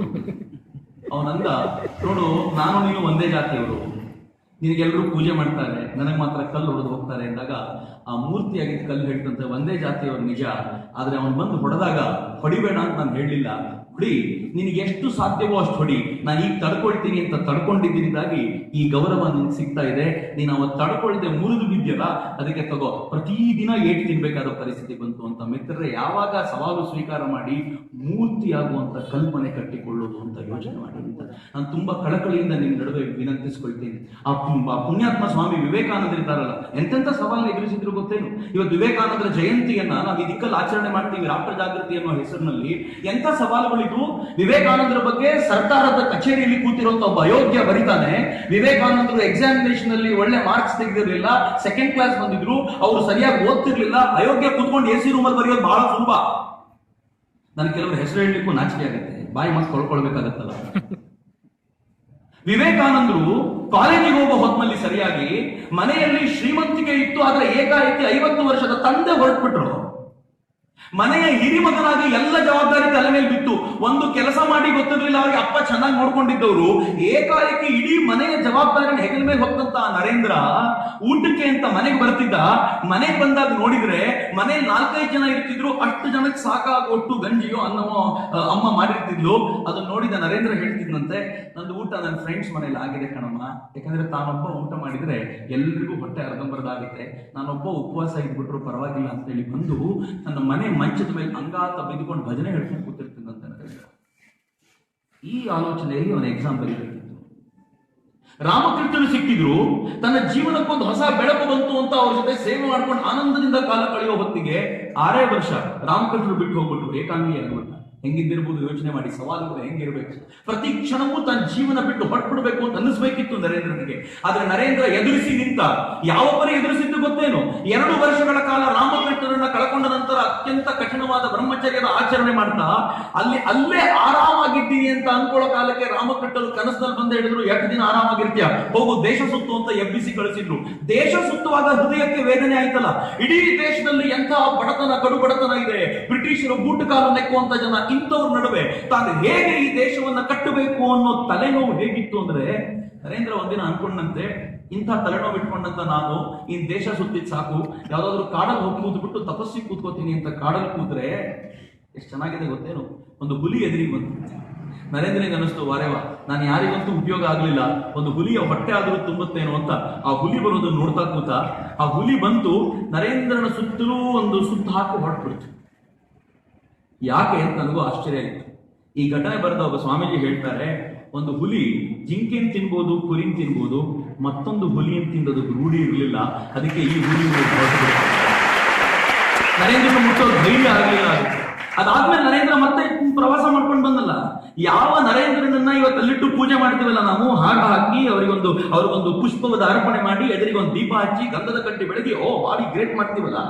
ಈ ನರೇಂದ್ರ ಕೇರಳಕ್ಕೆ ಹೋದಾಗ ಕೇರಳದ ದೇವಸ್ಥಾನದಲ್ಲಿ ಪ್ರವೇಶ ಕೊಡ್ಲಿಲ್ಲ. ಕೇಳಿದ್ರು, ನೀನು ಬ್ರಾಹ್ಮಣ ಸನ್ಯಾಸಿ ಹೌದೋ ಅಲ್ವೋ? ನರೇಂದ್ರದಲ್ಲ, ನಾನು ಬ್ರಾಹ್ಮಣ ಅಲ್ಲ ಅಂತ. ಹಂಗಿದ್ಮೇಲೆ ನಿಂಗೆ ಎಂಟ್ರಿ ಇಲ್ಲ, ಆಚೆ ಹೋಗಿ. ಎಂಟ್ರಿ ಕೊಡ್ಲಿಲ್ಲ ದೇವಸ್ಥಾನಕ್ಕೆ. ನರೇಂದ್ರ ಹೇಳಿದ, ಈ ನಿಮ್ಮ ನಿಮ್ಮ ಕೇರಳ ಹುಚ್ಚಾಸ್ಪತ್ರೆ ಇದ್ದಂಗಿದೆ, ಈ ಕೇರಳ ಸಾವಾಸವೇ ಬೇಡ ಅಂತ ಹೇಳಿ ಆಗ ಕನ್ಯಾಕುಮಾರಿಯ ಬಂಡೆ ಮೇಲೆ ಹೋಗಿ ಕೂತಿದ್ದು ಸಾಯ್ಬೇಕು ಅಂತಲ್ಲ, ಕೂತಿದ್ದು ನಾನು ತಪಸ್ ಮಾಡ್ತಾ ಮಾಡ್ತಾ ಕೊನೆ ಪಕ್ಷ ನನ್ನ ತಪಸ್ಸಿನ ಶಕ್ತಿಯನ್ನಾದ್ರೂ ಧಾರೆ ಎರೆದು ಈ ದೇಶ ಉದ್ಧಾರ ಆಗತ್ತ ನೋಡ್ತೀನಿ ಅಂತ ತಪಸ್ಸಿಗೆ ಅಂತ ಹೋಗಿ ಕೂತಿದ್ದಲ್ಲಿಂದ. ಅಲ್ಲಿ ಆದ್ರೂ ಸುಮ್ಮನೆ ಇದ್ರ. ಸವಾಲುಗಳು ಹೆಂಗಿತ್ತು ನೋಡಿ. ಅಲ್ಲಿದ್ದಾಗ ಮತ್ತೆ ರಾಮಕೃಷ್ಣರು ಎದುರಿಗೆ ಬಂದ್ರು. ಆ ಕಡೆಯಿಂದ ಸಮುದ್ರದಿಂದ ಕರೆದ್ರು, ಬಾ ಈ ಕಡೆಗೆ ಬಾ ಅಂತ. ಅಂದ್ರೆ ಪಶ್ಚಿಮದ ದಿಕ್ಕಿಗೆ ಬಾ ಅಂತ. ಏನು ಅಂತ ಗೊತ್ತಾಗ್ಲಿಲ್ಲ. ಮತ್ತು ವಾಪಸ್ ಹೊರಗಡೆ ಬಂದ್ರೆ ಅಮೆರಿಕಾದಲ್ಲಿ ಚಿಕಾಗೋ ಸರ್ವಧರ್ಮ ಸಮ್ಮೇಳನ ಅವರಿಗೋಸ್ಕರ ಕಾಯ್ತಾ ಇತ್ತು. ಒಂದಷ್ಟು ಜನ ದುಡ್ಡು ಸಂಗ್ರಹ ಮಾಡಿದ್ರು, ಕೇಸರಿ ಮಹಾರಾಜರು ದುಡ್ಡು ಕೊಟ್ರು ಅಂತ ಅಮೆರಿಕಕ್ಕೆ ಹೋದ್ರು. ಅಮೆರಿಕಕ್ಕೆ ಹೋದ್ಮೇಲೆ ಗೊತ್ತಾಯ್ತು, ಅಮೆರಿಕಕ್ಕೆ ಬರ್ಲಿಕ್ಕೆ ತಾನೇನು ತಯಾರಿ ಮಾಡ್ಕೊಂಡೇ ಬಂದಿಲ್ಲ ಅಂತ. ಬೇಕಾಗಿರುವಂತ ಬಟ್ಟೆ ಇರಲಿಲ್ಲ ಚಳಿನೇ ಜಾಸ್ತಿ. ನೆನ್ನೆ ರಾತ್ರಿ ಶೃಂಗೇರಿಗೆ ಬರಬೇಕಾದ್ರೆ ಬಸ್ನಲ್ಲಿ ನಮ್ಗೆ ಆಗಿರೋ ಅವಸ್ಥೆ ಏನು ನಮ್ಗೆ ಗೊತ್ತು. ಆ ಬಸ್ನಲ್ಲಿ ಒಂದು ಗ್ಲಾಸ್ ಮುಚ್ಚತಾನೆ ಇರಲಿಲ್ಲ, ಪದೇ ಪದೇ ಓಪನ್ ಆಗ್ತಿತ್ತು. ಆ ಚಳಿಯಲ್ಲಿ ಹೊದ್ಕೊಂಡು ಮಲ್ಕೊಳ್ಳಿಕ್ಕೆ ಏನು ಇಲ್ಲದೆ ಒದ್ದಾಡ್ಕೊಂಡು ಬಂದಿದ್ದೀವಿ. ಹೆಂಗ್ ಬಂದಿದ್ದೀವಿ ಈ ಚಳಿಗೆ, ಎಷ್ಟೊಂದು ಚಳಿ ಆಗಿದ್ಯಪ್ಪ ಅಂತ ನನ್ಗೊಂದು ಕ್ಷಣ ಈಗ ಅನ್ನಿಸ್ತಿದೆ. ವಿವೇಕಾನಂದರು ಅಮೆರಿಕಾದಲ್ಲಿ ಇಳಿದಾಗ ಎಂಥ ಚಳಿ ಅನುಭವಿಸಿದ್ದಿರ್ಬೋದು. ಅವ್ರಿಗೆ ಆ ಚಳಿಯನ್ನು ಕಂಟ್ರೋಲ್ ಮಾಡ್ಕೊಳ್ಳಿಕ್ಕೆ ಏನೂ ಇರ್ಲಿಲ್ವಲ್ಲ. ಇನ್ನು 3 ತಿಂಗಳು ಬಾಕಿ ಇತ್ತಲ್ಲ, ಏನ್ ಮಾಡಬೇಕು? ವಿವೇಕಾನಂದರು ಒಂದು ಪತ್ರ ಬರೀತಾರೆ ಅಳಸಿಂಗ ಪೆರುಮಾಳನಿಗೆ. ನಾನು ಯಾಕಿದ್ರೆ ಹೇಳ್ತೀನಿ ಗೊತ್ತೇನು? ಯಾವತ್ತಾದ್ರೂ ಜೀವನದಲ್ಲಿ ತರುಣ ವಿವೇಕಾನಂದರ ಲೈಫ್ ಅನ್ನು ಓದ್ಲಿಲ್ಲ ಅಂತಂದ್ರೆ ಅವನಿಗೆ ಜೀವನ ಹೆಂಗೆ ನಡಿಬೇಕು ಅಂತಾನೆ ಗೊತ್ತಾಗಲ್ಲ, ಅಂತ ಹೇಗೆ ಓಡಬೇಕು ಅಂತಾನೆ ಗೊತ್ತಾಗಲ್ಲ. ಮಿತ್ರ ವಿವೇಕಾನಂದರು ಪತ್ರ ಬರೀತಾರೆ, ನನಗೆ ಇನ್ನೂ ಇಲ್ಲಿ ಕಾರ್ಯಕ್ರಮ ಆಗ್ಲಿಕ್ಕೆ 3 ತಿಂಗಳಿದೆ. ನೀವು ಕಳಿಸ್ಕೊಟ್ಟಿರೋ ದುಡ್ಡಿಗೆ 15 ದಿನ ಸಾಕು. ಆಮೇಲೆ 2.5 ತಿಂಗಳು ಇಲ್ಲಿ ಬದುಕೋದು ಬಹಳ ಕಷ್ಟ. ಬದುಕಲಿಕ್ಕೆ ದುಡ್ಡು ಕಳಿಸ್ಕೊಡ್ತಿರೋ ಇಲ್ವೋ, ಸರಿಯಾಗಿ ಸಾಯ್ಲಿಕ್ಕಾದ್ರೂ ದುಡ್ಡು ಕಳಿಸ್ಕೊಡ್ರಪ್ಪ ಸ್ವಲ್ಪ ಅಂತ ಪತ್ರ. ಆ ಪತ್ರ ಇಲ್ಲಿ ಬಂದು ಮುಟ್ಟೋ ವೇಳೆಗೆ ವಿವೇಕಾನಂದ 15 ದಿನ ಕಳೆದೋಗಿತ್ತು. ಏನ್ ಮಾಡ್ಬೇಕು? ವಿವೇಕಾನಂದರು ಸಾಯೋದು ಬಿಟ್ರೆ ಬೇರೆ ದಾರಿ ಇರಲಿಲ್ಲ. ನಾನು ಹೇಳ್ತಿರೋದು ಸವಾಲುಗಳು ಹೆಂಗಿತ್ತು ಯೋಚನೆ ಮಾಡಿ. ನರೇಂದ್ರ ಅಲ್ಲಿದ್ದವನು ಯಾವುದೋ ಒಂದು ಊರಿಗೆ ಹೋದ, ಆ ಊರಿನಲ್ಲಿ ಒಂದು ಮನೆ ಉಳ್ಕೊಂಡ. ಆ ಮನೆಯವರು ಅವನಿಗೆ ವ್ಯವಸ್ಥೆ ಮಾಡಿದ್ರು. ಅಲ್ಲಿಂದ ಗೊತ್ತಾಯ್ತು ನರೇಂದ್ರನಿಗೆ ಚಿಕಾಗೋ ಸರ್ವಧರ್ಮ ಸಮ್ಮೇಳನಕ್ಕೆ ಹೋಗ್ಲಿಕ್ಕೆ ಅಲ್ಲಿ ನನಗೊಂದು ಪರಿಚಯ ಪತ್ರ ಬೇಕು. ಈ ವಿವೇಕಾನಂದ ಯಾರು ಅಂತ ಹೇಳುವಂತ ಒಂದು ಪರಿಚಯ ಪತ್ರ ಬೇಕು. ಆ ಪರಿಚಯ ಪತ್ರ ಇಲ್ಲದೆ ಹೋದ್ರೆ ಎಂಟ್ರೆನ್ಸ್ ಹತ್ಸಲ್ಲ, ನಂಗೆ ವೇದಿಕೆ ಮೇಲೆ ಹತ್ಸಲ್ಲ. ಏನ್ ಮಾಡಬೇಕು ಅಂತ ವಿವೇಕಾನಂದ ಯೋಚನೆ ಮಾಡ್ತಿದ್ರೆ ಹಾರ್ವರ್ಡ್ ಯೂನಿವರ್ಸಿಟಿಯ ಪ್ರೊಫೆಸರ್ ವಿವೇಕಾನಂದರ ಪಕ್ಕಕ್ಕೆ ಬಂದು ನಿಂತ್ಕೊಂಡು ಹೇಳ್ತಾರೆ. ವಿವೇಕಾನಂದರ ಜೊತೆ 2 ದಿವಸಗಳ ಕಾಲ ಪೂರ್ತಿ ಮಾತಾಡಿದ ನಂತರ ಹಾರ್ವರ್ಡ್ ಯೂನಿವರ್ಸಿಟಿಯ ಪ್ರೊಫೆಸರ್ ಹೇಳಿದ್ರು, ನೀನ್ ಯಾಕೆ ಇಲ್ಲಿ ಸುಮ್ಮನೆ ಸುತ್ತಾಡ್ತಿದ್ದೀರಿ? ಚಿಕಾಗೋದಲ್ಲಿ ಒಂದು ಸರ್ವಧರ್ಮ ಸಮ್ಮೇಳನ ನಡೀತಾ ಇದೆ, ನೀವ್ ಯಾಕೆ ಅಲ್ಲೂ ಹಿಂದೂ ಧರ್ಮದ ಬಗ್ಗೆ ಭಾಷಣ ಮಾಡಬಾರ್ದು ಅಂತ ಕೇಳಿದ್ರೆ ವಿವೇಕಾನಂದ ಹೇಳಿದ್ರು, ಅದಕ್ಕೆ 1000 ಮೈಲಿಂದ ಇಲ್ಲಿ ಬಂದಿದ್ದೀನಿ. ಅದರ ಪ್ರಾಬ್ಲಮ್ ಏನು ಅಂತಂದ್ರೆ, ನಾನು ಯಾರು ಅನ್ನೋಂಥ ಪರಿಚಯ ಪತ್ರ ಇಲ್ಲದೆ ಇರೋದ್ರಿಂದ ನನಗೆ ಸ್ಟೇಜ್ ಹತ್ತಲಿಕ್ಕೆ ಬಿಡ್ತಾ ಇಲ್ಲ. ಇಲ್ಲಿಂದ ಕಷ್ಟಪಟ್ಕೊಂಡು ಅಲ್ಲಿಗೆ ಹೋಗಿ ಸ್ಟೇಜ್ ಹತ್ತಲಿಕ್ಕೆ ಕೊಡ್ಲಿಲ್ಲ ಅಂತಂದ್ರೆ ನಮ್ಗೆಲ್ಲ ಕತೆ ಹೆಂಗಾಗ್ಬೇಡ. ಅದು ಊರ್ನಲ್ಲಿ ಬೇರೆ ಪೋಸ್ ಕೊಟ್ಟು ಹೋಗ್ಬಿಟ್ಟಿದೀವಿ. ಪೋಸ್ ಕೊಟ್ಟು ಹೋಗಿ ನಾನು ಅಲ್ಲೋಗಿ ಮಾತಾಡ್ತೀನಿ ಅಂತ ನಂಗೆ ಸ್ಟೇಜ್ ಹತ್ತಲಿಕ್ಕೆ ಬಿಡ್ಲಿಲ್ಲ ಅಂತ ವಾಪಸ್ ಬರೋದಾದ್ರೂ ಹೆಂಗಿರ್ಬೋದು ವಿವೇಕಾನಂದರ ಮಾನಸಿಕ ಸ್ಥಿತಿ? ಒಂದು ಕ್ಷಣ ಇಲ್ಲಿ ಕೂತ್ಕೊಂಡು ಆಲೋಚನೆ ಮಾಡಿ. ಆದ್ರೆ ದೇವರು ಹೆಂಗ್ ಸಹಕಾರಕ್ಕೆ ಬರ್ತಾರೆ ಗೊತ್ತೇನು? ಯಾರು ಧೈರ್ಯವಂತರೋ, ಯಾರು ಎಲ್ಲವನ್ನು ಎದುರಿಸಬಲ್ಲರೋ ಅವರಿಗೆ ಭಗವಂತನೇ ಸಹಕಾರಕ್ಕೆ ಬರ್ತಾನೆ ಅನ್ನೋದಕ್ಕೆ ವಿವೇಕಾನಂದರ ಉದಾಹರಣೆ. ಹಾರ್ವರ್ಡ್ ಯೂನಿವರ್ಸಿಟಿಯ ಪ್ರೊಫೆಸರ್ ಇದನ್ನು ಕೇಳಿ ನಕ್ಬಿಟ್ಟು ಏನ್ ಹೇಳಿದ್ರು ಗೊತ್ತಾ? ನಿಮಗೆ ಪರಿಚಯ ಪತ್ರ ಕೇಳೋದು ಒಂದೇ, ಸೂರ್ಯನಿಗೆ ಹೊಳಿಲಿಕ್ಕೆ ಅಧಿಕಾರ ಏನು ಅಂತ ಕೇಳೋದು ಒಂದೇ, ನಿಮ್ಮನ್ನ ಪರಿಚಯ ಕೇಳ್ತಾರೆ. ಇದನ್ನು ಕೇಳಿದ ಮೇಲೆ ಸ್ವಾಮಿ ವಿವೇಕಾನಂದರು ಪರಿಚಯ ಪತ್ರ ಅಂತೂ ಬೇಕಲ್ಲಪ್ಪ ಅಂದ್ರೆ ಏನ್ ಬರ್ಕೊಡ್ತಾನೆ ಗೊತ್ತಾ ಮಿತ್ರರೇ? ಎಂಥ ಸವಾಲುಗಳನ್ನು ಸ್ವೀಕರಿಸಿದ ಮನುಷ್ಯನು ಎಂಥ ಮೂರ್ತಿ ಆಗ್ತಾನೆ ಅನ್ನೋದಕ್ಕೆ ಅದ್ಭುತವಾದ ಉದಾಹರಣೆ. ಅದನ್ನು ಕೇಳಿ ವಿವೇಕಾನಂದರಿಗೆ ಅವನು ಬರ್ಕೊಡ್ತಾನೆ, ಕಳೆದ 400 ವರ್ಷಗಳ ಅಮೆರಿಕನ್ ಹಿಸ್ಟ್ರಿಯಲ್ಲಿ ಮತ್ತೊಬ್ಬ ವಿವೇಕಾನಂದನಂತ ವ್ಯಕ್ತಿ ತಿರುಗಾಡೇ ಇರಲಿಲ್ಲ ಅಂತ. ಎರಡನೇ ಸಾರಿ ಏನ್ ಬರೀತಾನೆ ಗೊತ್ತಾ? ಇವತ್ತು ಅಮೆರಿಕಾದ ಎಲ್ಲ ಬುದ್ಧಿವಂತರನ್ನ, ಇದು JCBM ಕಾಲೇಜಿನ ಲೆಕ್ಚರರ್ ಅಲ್ಲ ಬರೆದಿರೋದು, ಹಾರ್ವರ್ಡ್ ಯೂನಿವರ್ಸಿಟಿಯ ಪ್ರೊಫೆಸರ್ ಬರೆದಿರೋದು. ಅವ್ರು ಏನ್ ಹೇಳ್ತಾರೆ ಗೊತ್ತಾ? ಇವತ್ತು ಅಮೆರಿಕಾದ ಎಲ್ಲ ಬುದ್ಧಿವಂತರನ್ನ ತಕ್ಕಡಿಯ ಒಂದು ತಟ್ಟೆಯಲ್ಲಿ ಹಾಕಿ ಕೂರಿಸಿ ಇನ್ನೊಂದು ತಟ್ಟೆಯಲ್ಲಿ ವಿವೇಕಾನಂದರನ್ನ ಕೂರಿಸಿದ್ರೆ ವಿವೇಕಾನಂದರ ತೂಕವೇ ಜಾಸ್ತಿ ಆಗತ್ತೆ. ಅಂತ ಅಪರೂಪದ ಮನುಷ್ಯ ಬಂದಿದ್ದಾನೆ, ಅವರಿಗಂತ ಇನ್ಯಾರಿಗೆ ವೇದಿಕೆ ಕೊಡ್ತೀರಿ? ಕೊಡಿ ವೇದಿಕೆ ಅಂತ ಹಾರ್ವರ್ಡ್ ಯೂನಿವರ್ಸಿಟಿ ಬರೆದ ಪ್ರೊಫೆಸರ್ ಬರೆದ ಪರಿಚಯ ಪತ್ರ. ಈ ಪರಿಚಯ ಪತ್ರಕ್ಕಿಂತ ಇನ್ಯಾವ ಪರಿಚಯ ಪತ್ರವೂ ಚೆನ್ನಾಗಿರುತ್ತಿಲ್ಲ, ಅಷ್ಟು ಸುಂದರವಾದ ಪತ್ರ. ನರೇಂದ್ರ ಆ ಪತ್ರವನ್ನು ಕಳ್ಕೊಂಡ. ಹೇಗೋ ಸ್ಟೇಜ್ ಮೇಲೆ ಬಂದು ಕೂತ್ಕೊಂಡು ಮಾತಾಡ್ಲಿಕ್ಕೆ ಶುರು ಮಾಡಿದ್ರಲ್ಲ, ಆ ಮಾತಿನ ಪ್ರಭಾವ ಹೆಂಗಿತ್ತು ಅಂತಂದ್ರೆ ಇಡೀ ಜಗತ್ತು ಬೆಕ್ಕಸ ಬೆರಗಾಗಿ ವಿವೇಕಾನಂದ ಎದುರಿಗೆ ತಲೆ ತಗ್ಗಿಸಿ ನಿಂತು. ವಿವೇಕಾನಂದರನ್ನು ನಾನು ಪದೇ ಪದೇ ಓದಬೇಕು ಅಂತ ಅನ್ಕೊಂಡಾಗ್ಲೆಲ್ಲ ವಿವೇಕಾನಂದರ ಈ ಸವಾಲುಗಳನ್ನು ಎದುರಿಸುವ ಗುಣ ಇತ್ತಲ್ಲ, ಈ ಗುಣವನ್ನೇ ಕಲಿಬೇಕು ಅಂತ. ಈ ಸವಾಲುಗಳನ್ನ ತುಂಬಾ ಜನ ಬಂದು ನೋಡ್ತಾರೆ. ನಾನು ತುಂಬಾ ಬಾರಿ ನೋಡ್ತೀನಿ, ಕೆಲವರು ಸುಖಾಸುಮ್ಮನೆ ನಿಮ್ಮ ಮೇಲೆ ಆರೋಪ ಮಾಡ್ತಾರೆ, ಸುಖಾಸುಮ್ಮನೆ ನಿಮ್ಮ ಬಗ್ಗೆ ಏನಾದರೂ ಹೇಳ್ತಿರ್ತಾರೆ. ನನಗೆ ಕೆಲವರು ಅವರ ಹೆಸರುಗಳನ್ನ ಹೇಳೋಕ್ಕೂ ನಾಚಿಕೆ ಆಗ್ಬಿಡುತ್ತೆ. ಅವರಿಗೆ ಸೈದ್ಧಾಂತಿಕ ನೆಲೆಗಟ್ಟು ಗಟ್ಟಿಯಾಗಿಲ್ಲ, ಅವ್ರು ಇನ್ನೊಂದು ಸಿದ್ಧಾಂತದ ಬಗ್ಗೆ ತುಂಬಾ ಬೇಗ ಮಾತಾಡ್ತಾರೆ. ಕೆಲವರು ಒಂದು ಸಿದ್ಧಾಂತವನ್ನು ಬಿಟ್ಟು ಮತ್ತೊಂದು ಸಿದ್ಧಾಂತಕ್ಕೆ ಜಂಪ್ ಮಾಡಿ ಆಗಿರುತ್ತೆ. ಈ ಸಿದ್ಧಾಂತವನ್ನ ಗಟ್ಟಿಯಾಗಿ ಮಾತನಾಡುತ್ತಿದ್ದವರು ಒಂದು 5 ವರ್ಷಗಳ ನಂತರ ಇನ್ನೊಂದು ಸಿದ್ಧಾಂತದ ಬಗ್ಗೆ ಅವ್ರು ಹೆಂಗ್ ಮಾತಾಡ್ತಿರ್ತಾರೆ ಅಂದ್ರೆ ಈ ಸಿದ್ಧಾಂತದ ಬಗ್ಗೆ ಮಾತಾಡೋದು ಬೇರೆ ಮಾತಾಡ್ತಿರ್ತಾರೆ. ನಂಗೆ ಇವ್ರುಗಳನ್ನೆಲ್ಲ ನೋಡಿದಾಗ ಎಂತ ವಿಚಿತ್ರ ಅನಿಸುತ್ತೆ ಅಂತಂದ್ರೆ ಇವರುಗಳು ಮತ್ತೊಂದು ಸಿದ್ಧಾಂತದ ಬಗ್ಗೆ ಮಾತನಾಡುವಂತ ನೈತಿಕ ಪ್ರಜ್ಞೆ ಆದ್ರೂ ಹೆಂಗ್ ಇಟ್ಕೋತಾರೆ? ಇವರುಗಳು ಮತ್ತೊಬ್ಬ ವ್ಯಕ್ತಿಗಳ ಬಗ್ಗೆ ಮಾತನಾಡುವಂತ ನೈತಿಕ ಪ್ರಜ್ಞೆ ಆದ್ರೂ ಹೇಗೆ ಇಟ್ಕೊಳ್ತಾರೆ ಅಂತ. ಎಲ್ಲಕ್ಕಿಂತ ಮಿಗಿಲಾಗಿ ನಂಗೆ ಬೇಸರ ಆಗೋದು, ಸತ್ತ ಚಿತೆಯ ಮೇಲೆ ತಮ್ಮ ಅಡುಗೆಯನ್ನ ಬೇಯಿಸ್ಕೊಂಡು ತಿಂತಾರಲ್ಲ, ಇಂಥವ್ರನ್ನ ಯಾವ ಯೋಗಿರು ಅಂತ ಕರಿಬೇಕು ಅಂತ ನಂಗೆ ಹೊಟ್ಟೆ ಉರಿಯುತ್ತಾರೆ. ನೀವು ಬೇರೆ ಯಾವಾಗಾದ್ರೂ ರಾಜಕೀಯ ಮಾಡಿ ನಾನು ಒಪ್ಕೋತೀನಿ, ಸತ್ತ ಚಿತೆಯ ಮೇಲೆ ರಾಜಕೀಯ ಮಾಡೋದನ್ನ ಮಾತ್ರ ಯಾವ ಕಾರಣಕ್ಕೂ ಸಹಿಸಿಕೊಳ್ಳಿಕ್ಕೆ ಸಾಧ್ಯ ಇಲ್ಲ. ಅದರ ಮಿತ್ರ ನೆನ್ಪಿಟ್ಕೊಳ್ಳಿ, ಸಾವಿಗಿಂತ ಮುಂಚೆ 100 ಬಾರಿ ಯೋಚನೆ ಮಾಡಿ. ಈ ದೇಶದಲ್ಲಿ ಯಾರು ಎದುರಿಸಿದ್ರೋ ಅವ್ರು ಗೆದ್ರು, ಯಾರು ಎದುರಿಸ್ತಿಲ್ವೋ ಅವ್ರನ್ನ ಮರ್ತು ಹೋದ್ರು ಅಂತ. ನಾನು ಇತ್ತೀಚೆಗೆ ಒಂದು ಹೆಣ್ಮಗಳನ್ನು ಭೇಟಿಯಾದೆ. ನೀವೆಲ್ಲರೂ ಕೇಳ್ಬೇಕು, ತುಂಬಾ ಜನ ಹೆಣ್ಮಕ್ಳು ಇರೋದ್ರಿಂದ ಈ ಮಾತನ್ನ ಹೇಳ್ತೇನೆ. ಆ ಹೆಣ್ಮಗಳನ್ನು ಕಂಡಾಗಲ್ಲ ನನ್ನ ಹೃದಯ ತುಂಬಿ ಬರುತ್ತೆ. ನಂಗೆ ಬಹಳ ಖುಷಿ ಏನು ಅಂದ್ರೆ, ಮೊನ್ನೆ ಬರಬೇಕಾದ್ರೆ ಒಂದು ವಿವೇಕಾನಂದರ ಮೂರ್ತಿ ಕೊಟ್ಟು ಬಂದೆ ಅವಳಿಗೆ. ನಾಳೆ ವಿವೇಕಾನಂದರ ಜಯಂತಿ, ನಿಮ್ಮ ಆಶ್ರಮದಲ್ಲಿ ನೀನು ಪೂಜೆ ಮಾಡಬೇಕು ಇದಕ್ಕೆ ಅಂತ. ಅವಳು ಬಹಳ ಖುಷಿ ಆಗ್ಬಿಟ್ಟು ಬೆಳಗಾವಿನಲ್ಲಿ ಇರ್ತಾಳೆ. ಯಾವಾಗಾದ್ರೂ ಕರ್ಕೊಂಡ್ ಬನ್ನಿ, ಕಾಲೇಜ್ ಅಂಥವ್ರು ನೋಡ್ಬೇಕು. ಕಾಲೇಜ್ನಲ್ಲಿ ನೀವು ಯಾವ್ದಾವುದನ್ನು ಪ್ರೋಗ್ರಾಮ್ ಮಾಡ್ತಿರ್ತೀವಿ, ಯಾವ್ದಾದನ್ನು ವಿರೋಧಿಸ್ತಿರ್ತೀವಿ, ಒಂದ್ಸಲ ಇಂಥ ಹೆಣ್ಮಕ್ಳನ್ನ ನೋಡ್ಬೇಕು. ಯಾಕೆ ಗೊತ್ತೇನು? ಆ ಹೆಣ್ಮಕ್ಳಿಗೆ ಚಿಕ್ಕಂದಲ್ಲೇ ಮದುವೆ ಮಾಡಬೇಕು. ಮದುವೆ ಮಾಡಿ 7-8 ವರ್ಷ ಆದ್ಮೇಲೆ ಗೊತ್ತಾಯ್ತು ಅವಳಿಗೆ ಏಡ್ಸ್ ಬಂದಿದೆ ಗಂಡನ ಕಾರಣದಿಂದ. ಏಡ್ಸ್ ಪೇಷಂಟ್ ಅವಳು. ಏಡ್ಸ್ ಬಂದಿದೆ ಅಂತ ಗೊತ್ತಾದ್ಮೇಲೆ ಅವಳಿಗೆ ಧೈರ್ಯ ಕಳ್ಕೊಳ್ಬೇಕಿತ್ತು ಅವಳು. ಆದ್ರೆ ಡಾಕ್ಟರ್ ಕೇಳಿದ್ರು, ಏನ್ ಮಾಡ್ಬೇಕು ನಾನು? ಡಾಕ್ಟರ್ ಹೇಳಿದ್ರು, ಬದುಕೋ ದಿನ ನರಳುತ್ತಾ ಬದುಕಬೇಕು, ನೀನು ಹೇಳದೆ ಮುಚ್ಚಿಟ್ಕೊಂಡು ನೀನು ಒಬ್ಬಳೇ ಸಾಯ್ಬೇಕು ಅಥವಾ ಜಗತ್ತಿಗೆ ಬೆಳಕಾಗಿ ಬದಬೇಕು, ಏನ್ ಮಾಡ್ತೀವಿ? ಎರಡರಲ್ಲೂ ಒಂದೇ ಒಂದು ಚಾಯ್ಸ್ ಅಂತಿದ್ರು. ಅವಳಂದು, ನರಳುತ್ತಾ ಬದುಕೋದು ಎಲ್ಲರೂ ಬದುಕ್ತಾರೆ ಡಾಕ್ಟ್ರೆ, ನಾನು ಜಗತ್ತಿನ ಜೊತೆ ಇದ್ದು ಬದುಕ್ತೀನಿ, ಏನ್ ಮಾಡ್ಬೇಕು ಹೇಳಿ ಅಂತ ಕೇಳಿದ್ರೆ, ಆ ಹೆಣ್ಮಕ್ಳು ಚಾಲೆಂಜ್ ತಗೊಂಡು ಏನ್ ಮಾಡಿದ್ರು ಗೊತ್ತಾ? ಹೊಟ್ಟೆಯಲ್ಲಿ ಮಗು ಇತ್ತು, ಡಾಕ್ಟ್ರಿಗೆ ಹಿಂದೆ ಬಿದ್ದು ನನ್ನ ಮಗು ನೆಗೆಟಿವ್ ಆಗಬೇಕು, ಏನ್ ಮಾಡ್ತಿರೋ ಮಾಡಿ ಅಂತ ಎಲ್ಲ ಟ್ರೀಟ್ಮೆಂಟ್ ತಗೊಂಡು ಮಗು ನೆಗೆಟಿವ್ ಆಗಿ ಹೊರಗೆ ಬರೋ ತರ ನೋಡ್ಕೊಂಡು ಆ ಮಗ ಅವಳ ಎತ್ತರಕ್ಕೆ ಬೆಳೆದಿದ್ದಾನೆ. ಇವತ್ತು ನೋಡ್ಲಿಕ್ಕೆ ಬಹಳ ಖುಷಿ ಆಗುತ್ತೆ ನನಗೆ. ನಾಗರತ್ನ ಅಂತ ಅವಳ ಹೆಸರು, ಮೊನ್ನೆ ಸ್ಟೇಟ್ ಅವಾರ್ಡ್ ಕೂಡ ಬಂತು ಅವಳಿಗೆ. ಅವಳು ಇಡೀ ರಾಜ್ಯದ ಮುಂದೆ, ದೇಶದ ಮುಂದೆ ಹೇಳ್ಕೊಂಡ್ರು ನಾನೊಬ್ಬ HIV ಪೇಷಂಟ್.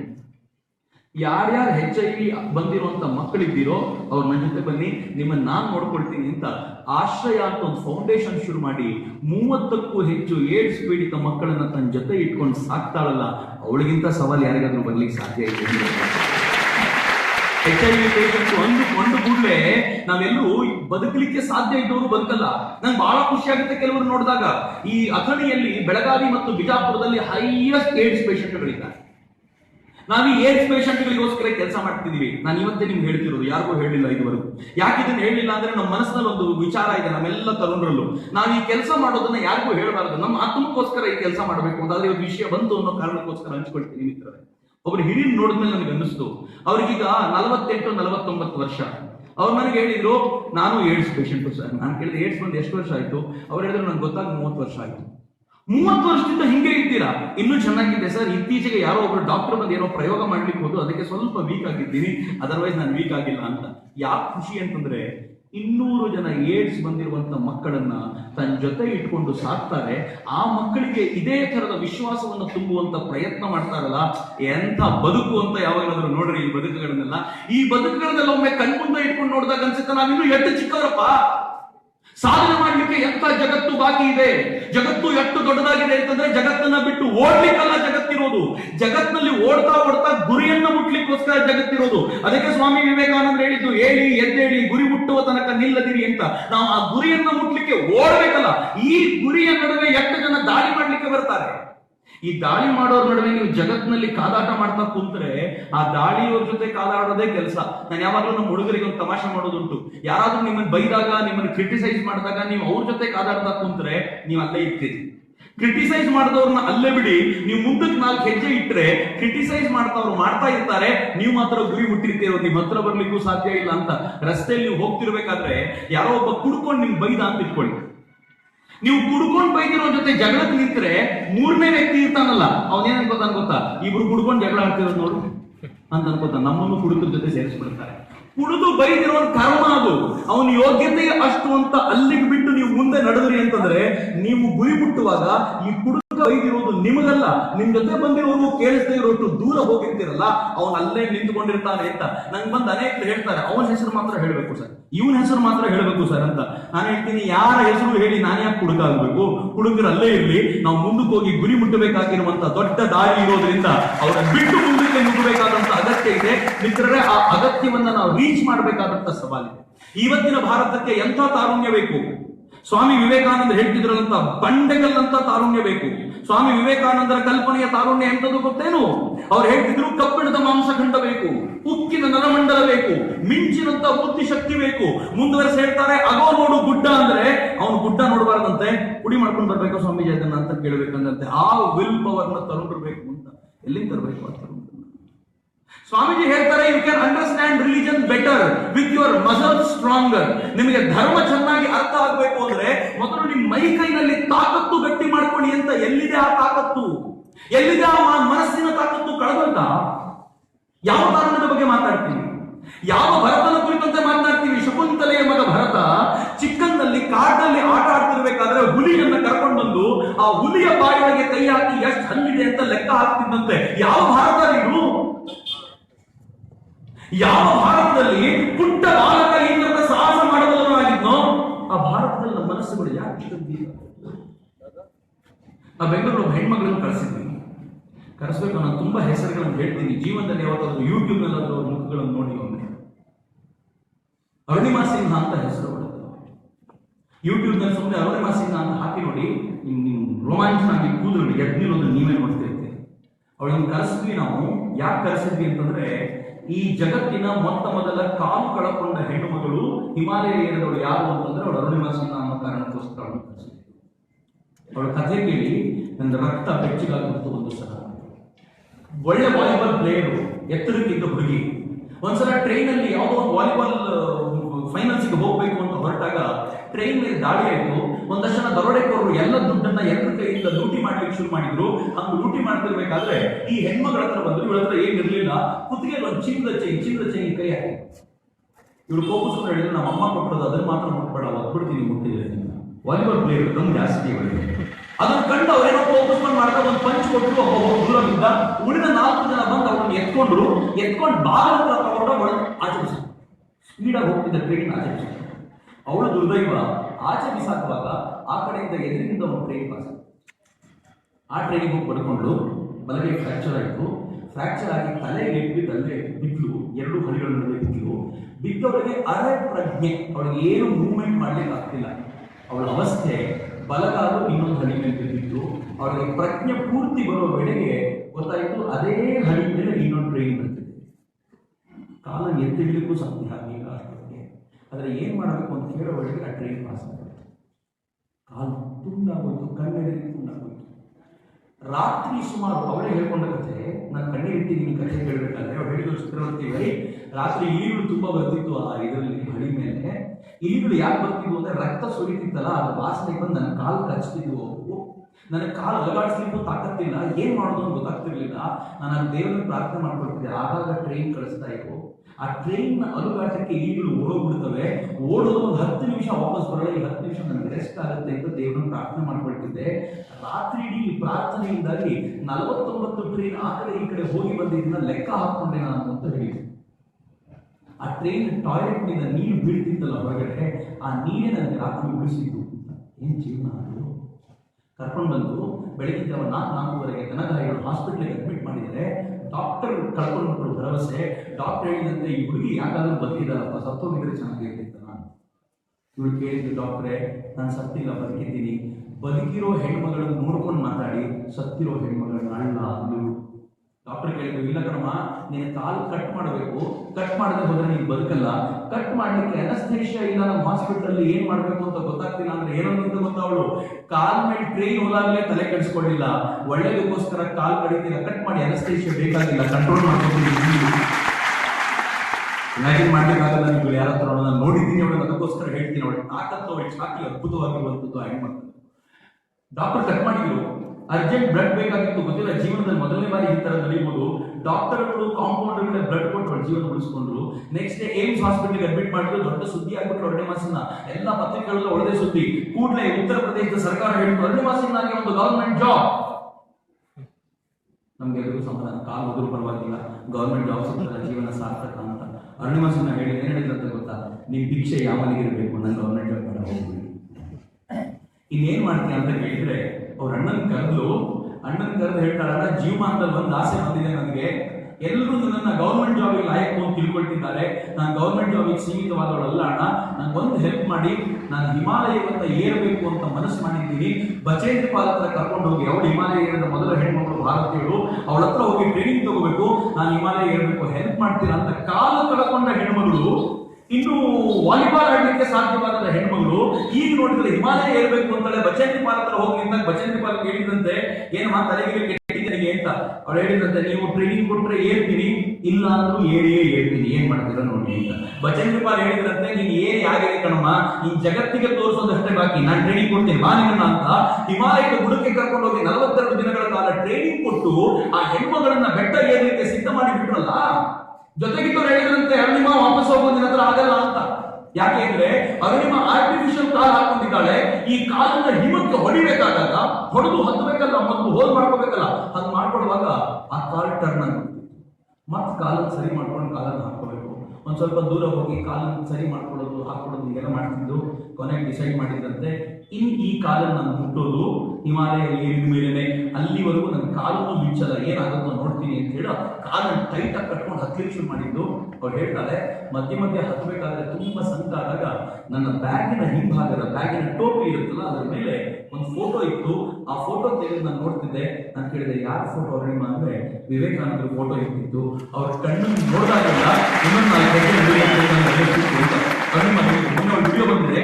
ಮೊನ್ನೆ ಇನ್ನೊಂದು ಬೆಟ್ಟ ಹತ್ತಿರಲ್ಲ ಅವಳು, ಆ ಬೆಟ್ಟದ ಮೇಲೆ ದಿವ್ಯತ್ರ ಇರೋ ಫೋಟೋ ಇಟ್ಟು, ರಾಮಕೃಷ್ಣ, ಶಾರದಾ, ವಿವೇಕಾನಂದರ ಫೋಟೋ ಇಟ್ಟು ಪೂಜೆ ಮಾಡ್ಕೊಂಡು ಇಲ್ಲೂ ಫೋಟೋ ಇಟ್ಟು ಬಂದಿದ್ದೀನಿ ಅಂತ ಹೆಮ್ಮೆ ಹೇಳ್ಕೊಂಡಿದ್ದಾಳೆ. ಹತ್ಕೊಂಡು ಹೋಗ್ಬೇಕಾದ್ರೆ ನಾನು ಹೇಳಿದ್ದಲ್ಲ, ಯಾರು ಎದುರಿಸ್ತಾರೋ ಅವರ ಸಹಕಾರಕ್ಕೆ ಭಗವಂತ ಬರ್ತಾನೆ. ಇನ್ನೇನು ತುದಿ ಮುಟ್ಟಬೇಕು, ಇನ್ನೊಂದು ಬಹುಶಃ ಅರ್ಧ ಕಿಲೋಮೀಟರ್ ಏರಬೇಕು, ಅಥವಾ 300 ಮೀಟರ್ 400 ಮೀಟರ್ ಏರಬೇಕು. ಅಷ್ಟೊತ್ತಿಗೆ ಏನಾಯ್ತು, ಇವ್ರ ಹತ್ರ ಇರೋ ಆಕ್ಸಿಜನ್ ಪೂರ್ತಿ ಆಲ್ಮೋಸ್ಟ್ ಖಾಲಿ ಆಗ್ತಾ ಬಂತು. ಇವ್ರು ಬಿಡ್ಲಿಲ್ಲ, ಹತ್ತಿ ಕೊನೆವರೆಗೂ ಅಲ್ಲಿ ಕೂತ್ಲು. ಸ್ವಲ್ಪ ಆಕ್ಸಿಜನ್ ಬಾಕಿ ಇದೆ. ಏನ್ ಮಾಡಿದಂತ ಗೊತ್ತಾ, ತನ್ನ ಟೋಪಿ ತೆಗೆದು, ಅಲ್ಲಿ ಆ ಏರನ್ನು ತಗೊಳ್ಳಿಕ್ಕಾಗಲ್ಲ, ತೆಗೆದು ತನ್ನ ಜೊತೆ ಬಂದಿರುವಂತ ಶೇರ್ಪಾಗೆ ತನ್ನ ಕ್ಯಾಮ್ರಾ ಹಾಕ್ಬಿಟ್ಟು ಒಂದು ರೆಕಾರ್ಡ್ ಮಾಡ್ತೀಯ ಅಂತ. ಆ ಶೇರ್ಪ ಅಂದ್ರೆ ಸಾಯೋ ಸ್ಥಿತಿ ಇದೆಯಾ, ರೆಕಾರ್ಡ್ ಬರಕತ್ತೆ ನಿಂತು, ಸತ್ತು ಹೋಗ್ತೀಯ ಇನ್ನೊಂದು ಸ್ವಲ್ಪ ಹೊತ್ತಿಗೆ, ಆಕ್ಸಿಜನ್ ಇರಲ್ಲ ಅಂತ ಹೇಳ್ತಾರೆ. ಸಾಯೋಕ್ಕಿಂತ ಮುಂಚೆ ಒಂದು ಡೈಲಾಗ್ ಹೊಡಿತು, ನನ್ನ ದೇಶದ ತರುಣರಿಗೆ ತೋರಿಸು, ಅದನ್ನ ಅವ್ರು ನೋಡ್ಲಿ, ನಾನು ಸತ್ತು ಬಿಟ್ರೆ ಅವ್ರಿಗೆ ನೀನೇ ತಗೊಂಡೋಗು, ಬದುಕಿದ್ರೆ ನಾನೇ ತೋರಿಸ್ತೀನಿ. ಅವಳು ಏನ್ ಹೇಳಿದಂತೆ ಗೊತ್ತಾ, ಕಾಲಿಲ್ಲದ ನಾನು ಹಿಮಾಲಯ ಇರ್ಬೋದಾದ್ರೆ ಎಲ್ಲ ಚೆನ್ನಾಗಿರೋ ನಿಮ್ಮ ಹತ್ರ ಯಾಕೆ ಸಾಧನೆ ಸಾಧ್ಯ ಆಗಲ್ಲ, ಏನಾದ್ರು ಮಾಡ್ಲಿಕ್ಕೋಸ್ಕರ ಮುಂದೆ ಬನ್ನಿ ಅಂತ ಕೊನೆ ಡೈಲಾಗ್ ಅವಳದು. ಅದನ್ನ ಹೇಳುವಾಗ ಈ ಶೇರ್ಪ ರೋಮಾಂಚನ ಆಗ್ಬಿಡುವ, ಏನ್ ಗಟ್ಟಿಗಿತ್ತಿ ತಾಗಿದ್ರು ಸಾಯೋ ಟೈಮ್ನಲ್ಲಿ ಇಂಥ ಮಾತು ಹೇಳ್ಬಿಟ್ಟಿಲ್ಲ ಅಂತ ಅವ್ನು ನೋಡೋ ವೇಳೆಗೆ ಪೂರ್ತಿ ಮೋಡ ಕವಿಲಿಕ್ಕೆ ಶುರುವಾಯ್ತು. ಮೋಡ ಕವಿಯಾಗ ಯಾವ ಕ್ಲೈಂಬರ್ ಕೂಡ ಹಿಮಾಲಯವನ್ನು ಏರಲ್ಲ. ಕೆಳಗಿಂದ ಮೇಲೆ ಬರಬೇಕಾಗಿದ್ದಂತ ಒಬ್ಬ ಜರ್ಮನ್ದು ಅಥವಾ ವೆಸ್ಟರ್ನ್ ಒಬ್ಬ ಕ್ಲೈಂಬರು ತನ್ನ ಕೈಯಲ್ಲಿದ್ದಂತ ಒಂದು ಆಕ್ಸಿಜನ್ ಸಿಲಿಂಡರ್ ಅಲ್ಲೇ ಬಿಸಾಕ್ದ. ಯಾಕಂದ್ರೆ ಆ ವೇಟ್ ತಗೊಂಡು ಕೆಳಗೆ ಹೋಗೋದು ಕಷ್ಟ ಅಂತ ಉಳಿದಿರೋ ಇನ್ನೊಂದು ಆಕ್ಸಿಜನ್ ಸಿಲಿಂಡರ್ ತಗೊಂಡು ಕೆಳಗೆ ಹೋಗ್ತಾರೆ. ಶೇರ್ಪಾ ಹೇಳ್ದ, ದೇವರಿಂದ ಸಹಾಯಕ್ಕೆ ಬಂದು ನೋಡು ನಾನು ಈಗಲೇ ತಗೊಂಡ್ ಬರ್ತೀನಿ ಅಂತ 200 ಮೀಟರ್ ಇಳಿದು ಆ ಆಕ್ಸಿಜನ್ ಸಿಲಿಂಡರ್ ತಗೊಂಡ್ಬಂದು ಇವಳಿಗೆ ಫಿಕ್ಸ್ ಮಾಡಿ ಅಲ್ಲಿಂದ ಕರ್ಕೊಂಡು ಬಂದು ಈ ಹೆಣ್ಮಗಳನ್ನ ಅವನು ಡೇರೆಕ್ಟ್ ಸೇರಿಸಿದ.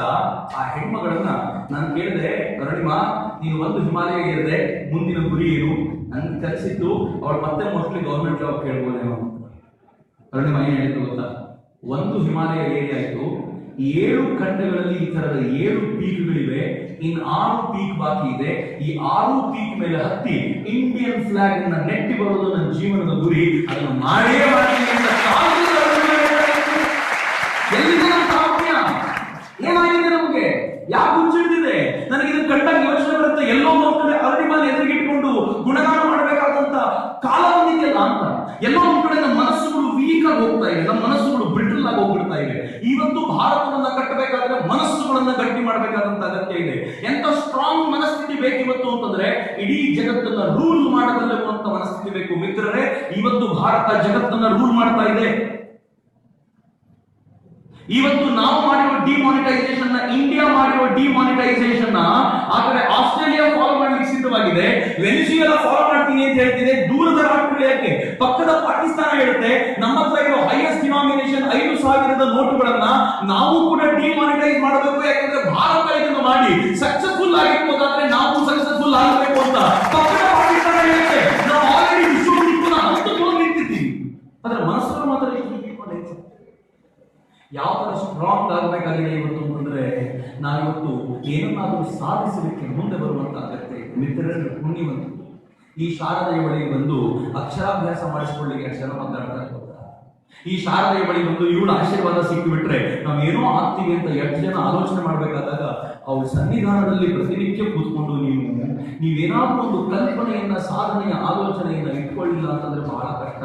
ಹುಬ್ಬಳ್ಳಿಯ ಹೆಣ್ಮಗಳು ಒಬ್ಬಳಿದ್ದು ನೆನಪಾಗ್ತಾಳೆ. ನಾನು ಇವತ್ತು ತುಂಬಾ ಈ ತರದ ಘಟನೆಗಳು ನಿಮ್ಮ ಜೊತೆ ಹಂಚ್ಕೋಬೇಕು ಅಂತಾನೆ ಬಂದಿರೋದು. ಯಾಕಂದ್ರೆ ನನ್ನ ಮನಸ್ಸನ್ನ ಗಟ್ಟಿ ಮಾಡಿದವರು ಇವರೆಲ್ಲ. ಆ ಹೆಣ್ಮಗಳು ಜೆ.ಕೆ. ಶೋಭಾ ಅಂತ, ಯಾವತ್ತೂ ನೀವು ಕೇಳಿಲ್ಲ ಅಂತಂದ್ರೆ ವಾಪಸ್ ಹೋಗಿ ನೋಡಿ ಇಂಟರ್ನೆಟ್ ನಲ್ಲಿ. ಜೆ.ಕೆ. ಶೋಭಾ ಒಂದು ಹಳ್ಳಿಯಿಂದ ಬಂದಿರುವಂತಹ ಆರ್ಡಿನರಿ ಹೆಣ್ಮಗಳು. ಅವಳು ಅಥ್ಲೆಟಿಕ್ಸ್ ನಲ್ಲಿ ತುಂಬಾ ಚೆನ್ನಾಗಿ ಓಡ್ತಾಳೆ, ತುಂಬಾ ಚೆನ್ನಾಗಿ ಭಾಗವಹಿಸ್ತಾಳೆ ಅಂತ ಗೊತ್ತಿದ್ರಿಂದ ಅವಳು ಒಲಿಂಪಿಕ್ಸ್ ಗೆ ಸೆಲೆಕ್ಟ್ ಆದಳು. ಒಲಿಂಪಿಕ್ಸ್ ಹೋಗ್ಲಿಕ್ಕೆ ಬೇಕಾಗಿರುವ ದುಡ್ಡನ್ನ ಹೊಂದಿಸ್ಲಿಕ್ಕೆ ಹುಬ್ಬಳ್ಳಿಯ ಆಸ್ಪಾಸ್ನ ಎಲ್ಲರೂ ಪ್ರಯತ್ನ ಪಟ್ಟು ಅವಳು ಒಲಿಂಪಿಕ್ ಹೋಗ್ಲಿಕ್ಕೆ ತಯಾರಿ ಮಾಡ್ಕೊಂಡು, ಒಲಿಂಪಿಕ್ ನಲ್ಲಿ 4x100 ಮೀಟರ್ ರಿಲೇ ಅಲ್ಲಿ ಸೆಕೆಂಡ್ ಥರ್ಡ್ ಬರೋ ಟೀಮ್ ಅಲ್ಲಿ ಅವಳು ಹೋಗ್ಲಿಕ್ಕೆ. ಅದಾದ 100-200 ಮಿನಿಟ್ಸ್ ಅಥವಾ 10-20 ಮಿನಿಟ್ಸ್ ಒಳಗೆ ಅವಳ ನೆಕ್ಸ್ಟ್ ಇವೆಂಟ್ ಇತ್ತು ಹೆಪ್ಟಾಥ್ಲಾನ್ ಅಂತ ಕರೀತಾರೆ.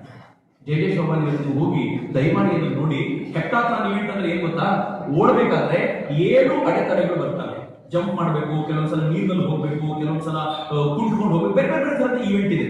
7 ಈವೆಂಟ್, 3 ಈವೆಂಟ್ ಮುಗಿಸೋ ವೇಳೆಗೆ ಅವಳದು ಮಸಲ್ ಕ್ರ್ಯಾಂಪ್ ಆಗುತ್ತೆ, ಕುಸಿದು ಬಿದ್ದು. ಕುಸಿದು ಬಿದ್ದವಳು ಇನ್ನು ಏಳ್ಲಿಕ್ಕೆ ಆಗಲ್ಲ ಅನ್ನೋಷ್ಟರ ಮಟ್ಟಿಗೆ ಪೇನು. ಉಳಿದವರೆಲ್ಲ ಮುಂದಕ್ಕೆ ಹೋಗ್ಬಿಟ್ರು, ಕೆಲವರು ರೀಚ್ ಆಗ್ಬಿಟ್ರು, ಎದ್ದಿನ ಜನ ಎಲ್ಲ ಚಪ್ಪಾಳೆ ಹೊಡೆದ್ರು, ರೀಚ್ ಆದವರು. ಇವ್ರು ಮಾತ್ರ ಕುಸಿದು ಬಿದ್ದು. ಕುಸಿದು ಬಿದ್ದವಳನ್ನ ಟ್ರ್ಯಾಕ್ ಇಂದ ಆಚೆ ಕರ್ಕೊಂಡು ಬರ್ಬೇಕು ಅಂತ ನಿಶ್ಚಯ ಮಾಡಿದ್ರೆ ಆ ಹೆಣ್ಮಗಳು ನನ್ನ ಕೋಚಿಂಗ್ ಕರ್ಕೊಂಡು ಬನ್ನಿ, ನಾನು ಬಹಳ ಹೆಮ್ಮೆ ಇದೆ ಅವ್ರ ಬಗ್ಗೆ ಮಾತಾಡ್ಬೇಕಾದ್ರೆ. ಅವರು ಕೋಚಿಂಗ್ ಕರ್ಕೊಂಡು ಬನ್ನಿ ಅಂತಂದಾಗ ಕೋಚ್ ಬಂದ್ರೆ ಇವರು ಹೇಳ್ತಾಳೆ, ಮೇಷ್ಟ್ರೆ ನಾನು ಓಡದೆ ಅರ್ಧಕ್ಕೆ ನಿಂತಿದ್ದೀನಿ, ನನ್ನ ಕಾಲು ಕ್ರ್ಯಾಂಪ್ ಆದ್ರೂ ಪರವಾಗಿಲ್ಲ, ಪ್ಲೀಸ್ ಹೆಲ್ಪ್ ಮಾಡಿ, ಹೆಪ್ಟಾಥ್ಲಾನ್ ನಾನು ಕಂಪ್ಲೀಟ್ ಮಾಡಲೇಬೇಕು, ದಯವಿಟ್ಟು ಹೆಲ್ಪ್ ಮಾಡಿ ಅಂತ ಕೋಚಿಂಗ್ ಕೇಳ್ಕೊಂಡು ಒಲಿಂಪಿಕ್ ಸಮಿತಿಯವರು ಸಾಧ್ಯ ಇಲ್ಲ ಕರ್ಮದ ಹತ್ರ ಓಡ್ಲಿಕ್ಕೆ ಅಂದ್ರು ಹಠ ಮಾಡಿ ಕೋಚನ್ನ ಹಿಡ್ಕೊಂಡು ತಾನು ಹೆಪ್ಟಾಥ್ಲಾನ್ ಈವೆಂಟ್ ಕಂಪ್ಲೀಟ್ ಮಾಡಿ ಎಲ್ಲರಿಗಿಂತ ಕೊನೆಯದಾಗಿ ಬಂದು. ನನ್ಗೆ ಖುಷಿಯಾಗಿದ್ದೆ ಯಾವಾಗ ಗೊತ್ತಾ? ಇಡೀ ಸ್ಟೇಡಿಯಂನಲ್ಲಿ ಮೊದಲು ಬಂದವರು ಗೆದ್ದಾಗ ಚಪ್ಪಾಳೆ ಹೊಡೆದಿದ್ರು ಇಲ್ವೋ, ಈ ಹೆಣ್ಣು ಮಗಳು ಕೊನೆಯದಾಗಿ ಕೋಚಿನ ಹೆಗೆ ಹಿಡ್ಕೊಂಡು ರೀಚ್ ಆಗ್ತದ, ಇಡೀ ಸ್ಟೇಡಿಯಂ ಎದ್ದಿಟ್ಕೊಂಡು ಒಂದು ಸ್ಟ್ಯಾಂಡಿಂಗ್ ಓವೇಷನ್ ಕೊಡ್ತವಳಿಗೆ ಹೆಂಗಿತ್ತು ಅಂತಂದ್ರೆ, ಇಡೀ ಒಲಿಂಪಿಕ್ಸ್ ನ ಇತಿಹಾಸದಲ್ಲಿ ಇವತ್ತಿಗೂ ಕೂಡ ಸ್ಮರಣೆಯಲ್ಲಿರುವಂತ ಅಪರೂಪದ ಘಟನೆಯಾಗಿ ಹುಬ್ಬಳ್ಳಿಯ ಹೆಣ್ಮಗಳು ನಿಂತು ಬಿಡ್ತಾಳೆ ಜೆ.ಕೆ. ಶೋಭಾ. ಅವ್ರನ್ನ ಕೇಳಿದ್ರು, ಯಾಕವ ತಾಯಿ ಬಿದ್ದೋದವಳು ಬಿದ್ದೋದ್ರೆ ಫಸ್ಟ್ ಅಂತೂ ಬರ್ತಿರ್ಲಿಲ್ಲ, ನೀನ್ ಯಾಕೆ ಓಡದೆ ಅಂತಂದ್ರೆ ಅವ್ಳು ಏನ್ ಹೇಳಿದ್ರು ಗೊತ್ತಾ? ವಿವೇಕಾನಂದ ಹೇಳ್ತಾರಲ್ಲ, ಗುರಿ ಮುಟ್ಟುವ ತನಕ ನಿಲ್ಲದಿರಿ ಅಂತ. ನಾನು ಗುರಿ ಮುಟ್ಟದೆ ಅಲ್ಲ ಹೆಂಗ್ ಬಿಟ್ಟಿರೋದು, ಅದಕ್ಕೆ ಗುರಿ ಮುಟ್ಟಬೇಕು ಅಂತ ಕೊನೆಗೂ ಹೋಗಿ ನಾನು ಮುಟ್ಟಿದೆ, ನನಗೆ ಅದು ಸಮಾಧಾನ ಇದೆ, ಪ್ರಶಸ್ತಿ ಬರೆದವರೆ ಅರ್ಥವತ್ತು ಅಂತ. ಸವಾಲುಗಳು ಹೇಗಿದೆ, ಈ ಸವಾಲುಗಳನ್ನು ಸ್ವೀಕರಿಸೋದನ್ನ ಇಂದಿನ ತಾರುಣ್ಯ ಕಲ್ತ್ಕೊಳ್ಳಿಲ್ಲ ಅಂತಂದ್ರೆ, ಇಂದಿನ ತಾರುಣ್ಯ ಆಲೋಚನೆ ಮಾಡಲಿಲ್ಲ ಅಂತಂದ್ರೆ ಎಲ್ಲಿಗೆ ಹೋಗ್ಬೋದು ಅಂತ ಒಂದು ಕ್ಷಣ ಕೂತ್ಕೊಂಡು ಯೋಚನೆ ಮಾಡಿ. ಮಿತ್ರರೇ, ಇವತ್ತಿನ ಭಾರತಕ್ಕೆ ಬೇಕಾಗಿರುವಂತಹ ಬಂಡೆಯಂತ ತರುಣರನ್ನ ನಾವು ಆಲೋಚನೆ ಮಾಡ್ತಿದ್ದೀವಿ. ಈ ತರುಣರನ್ನ ಆಲೋಚನೆ ಮಾಡ್ತಿರುವಾಗ ಅನೇಕ ಬಾರಿ ಅನೇಕ ತರದ ಸಮಸ್ಯೆಗಳು, ಅನೇಕ ಬಾರಿ ಅನೇಕ ತರದ ಆಪಾದನೆಗಳು, ಅನೇಕ ಬಾರಿ ಅನೇಕ ತರದ ಜನ ಎದುರಿಗೆ ನಿಂತುಕೊಳ್ತಾರೆ. ಕಾಲೇಜುಗಳಲ್ಲಂತೂ ಇತ್ತೀಚೆಗೆ ವಿದ್ಯಾರ್ಥಿಗಳ ಎಜುಕೇಶನ್ಗಿಂತ ಕಾಲೇಜುಗಳಲ್ಲಿ ಆಗಬಾರದ ಕೆಲಸಗಳೇ ಜಾಸ್ತಿ. ಅದೆಷ್ಟು ಪೊಲಿಟಿಷಿಯನ್ಗಳ ಎಂಟ್ರಿ ಆಗುತ್ತೆ, ಅದೆಷ್ಟು ಪೊಲಿಟಿಕಲ್ ಈವೆಂಟ್ಗಳು ನಡೀತವೆ. ನೀವೇನಾದ್ರೂ ಒಂದು ಯೋಧನವನ್ನು ಮಾಡ್ತೀರಾ ಅಂತಂದ್ರೆ ಅಡ್ಡ ಹಾಕಬಲ್ಲವರು ಅದೇ ಪಾರ್ಟಿಗೆ ಸೇರಿದಂತವ್ರು ಒಂದು ಕಾಲೇಜಿಗೆ ಹೋಗಿ ಕಾರ್ಯಕ್ರಮ ಮಾಡಬೇಕಾದ್ರೆ ಮಾತನಾಡುವ ಪ್ರಮೇಯ ಇಲ್ಲ. ಏನು ದುರ್ದೈವದ ಸಂಗತಿ. ಕಾಲೇಜಿನಿಂದ ಪಾರ್ಟಿಗಳನ್ನ ದೂರ ಇಡಬೇಕು, ಕಾಲೇಜಿನಿಂದ ಈ ತರದ ಚಿಂತನೆಗಳನ್ನ ದೂರ ಇಡಬೇಕು ಅನ್ನೋ ಕಲ್ಪನೆಯೇ ಇಲ್ಲ ಅನ್ನೋದನ್ನ ತುಂಬಾ ನೋವಾಗುವಂತ ಸಂಗತಿ. ಇವತ್ತು ಹೊಸ ಬದಲಾವಣೆ ಬರಬೇಕು.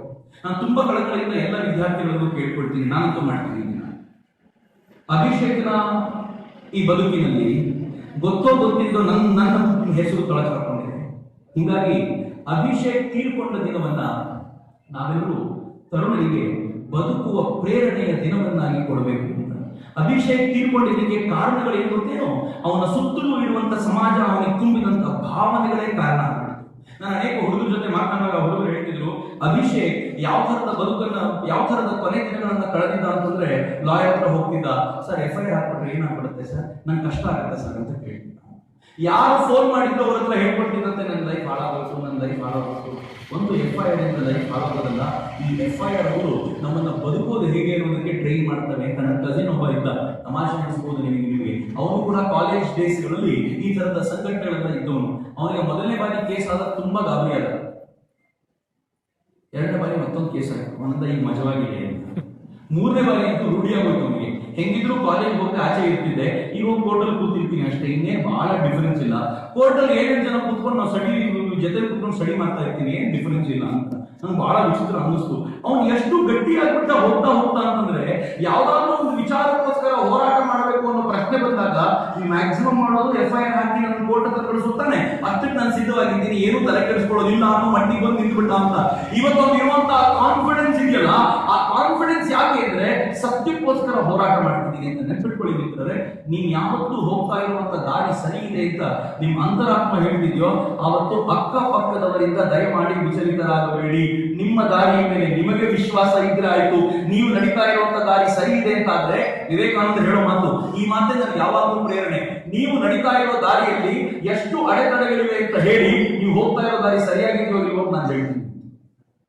ನನಗದಕ್ಕೆ ಈ ಕಾಲೇಜಿಗೆ ಬರ್ಲಿಕ್ಕೆ ತಡೆ ಮಾಡಿದಾಗ, ಅದು ತಡೆ ಮಾಡಿದವರು ಯಾವುದೋ ಒಂದು ಸಂಘಟನೆ, ಯಾವುದೋ ಒಂದು ಪಾರ್ಟಿ ಅಂತ ಗೊತ್ತಾದಾಗ ನಾನು ವಿವೇಕಾನಂದ ಮುಂದೆ ಹೇಳ್ಕೊಂಡೆ, ಥ್ಯಾಂಕ್ ಗಾಡ್ ನಾನು ಹೋಗ್ತಾ ಇರೋ ದಾರಿ ಸರಿಯಾಗಿದೆ, ಒಂದಷ್ಟು ಅಡೆತಡೆಗಳು ಬಂದು ಅಂತ. ಯಾವತ್ತಾದ್ರೂ ಅಡೆತಡೆ ಇಲ್ಲ ಅಂತಂದ್ರೆ ಎಲ್ಲೋ ಒಂದು ಡೌಟ್ ಕೇಸ್ ಇದೆ ಅಂತ, ನಾನು ಹೋಗ್ತಾ ಇರೋ ದಾರಿ ತಪ್ಪಿರ್ಬೋದು, ಯಾರು ಅಡ್ಡನೇ ಹಾಕ್ತಿಲ್ಲ ಅಂತ. ಅಡ್ಡ ಹಾಕಿದಾಗ ಒಂದು ಸಮಾಧಾನ ಇದೆ. ಈ ಸಮಾಧಾನದ ಮಾತುಗಳು ನಮ್ಮೆಲ್ಲರ ಕಿವಿಯಲ್ಲೂ ಗುರಿಗುಡ್ತಾ ಇರಬೇಕು. ಯಾವುದೇ ಸಮಸ್ಯೆ ಬಂದಾಗಲೂ ಆ ಸಮಸ್ಯೆಗೆ ಕೊನೆ ಸಾವಲ್ಲ. ನನ್ನ ಧರ್ಮದ ಪ್ರಕಾರವಾಗಿ ಹೇಗಿದೆ ಅಂತಂದ್ರೆ, ಸತ್ತರೂ ಕೂಡ ನಿಮಗೆ ಸದ್ಗತಿ ಸಿಗಬೇಕು ಅಂದರೆ ಅದರದ್ದೇ ಆದ ಸಮಯ ಇದೆ.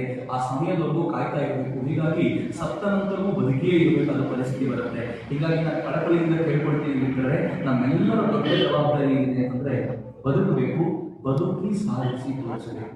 ಈ ಸಾಧನೆಯ ನಡುವೆ ಯಾರ್ಯಾರು ಅಡ್ಡ ಹಾಕ್ತಾರೋ ಅವರನ್ನೆಲ್ಲ ಪಕ್ಕಕ್ಕೆ ಸರಿಸಿ ನಮ್ಮ ಗುರಿಯನ್ನ ದೃಷ್ಟಿಯಲ್ಲಿಟ್ಟುಕೊಂಡು ನಾವು ನಮ್ಮ ಗುರಿಯನ್ನು ತಲುಪಬೇಕು.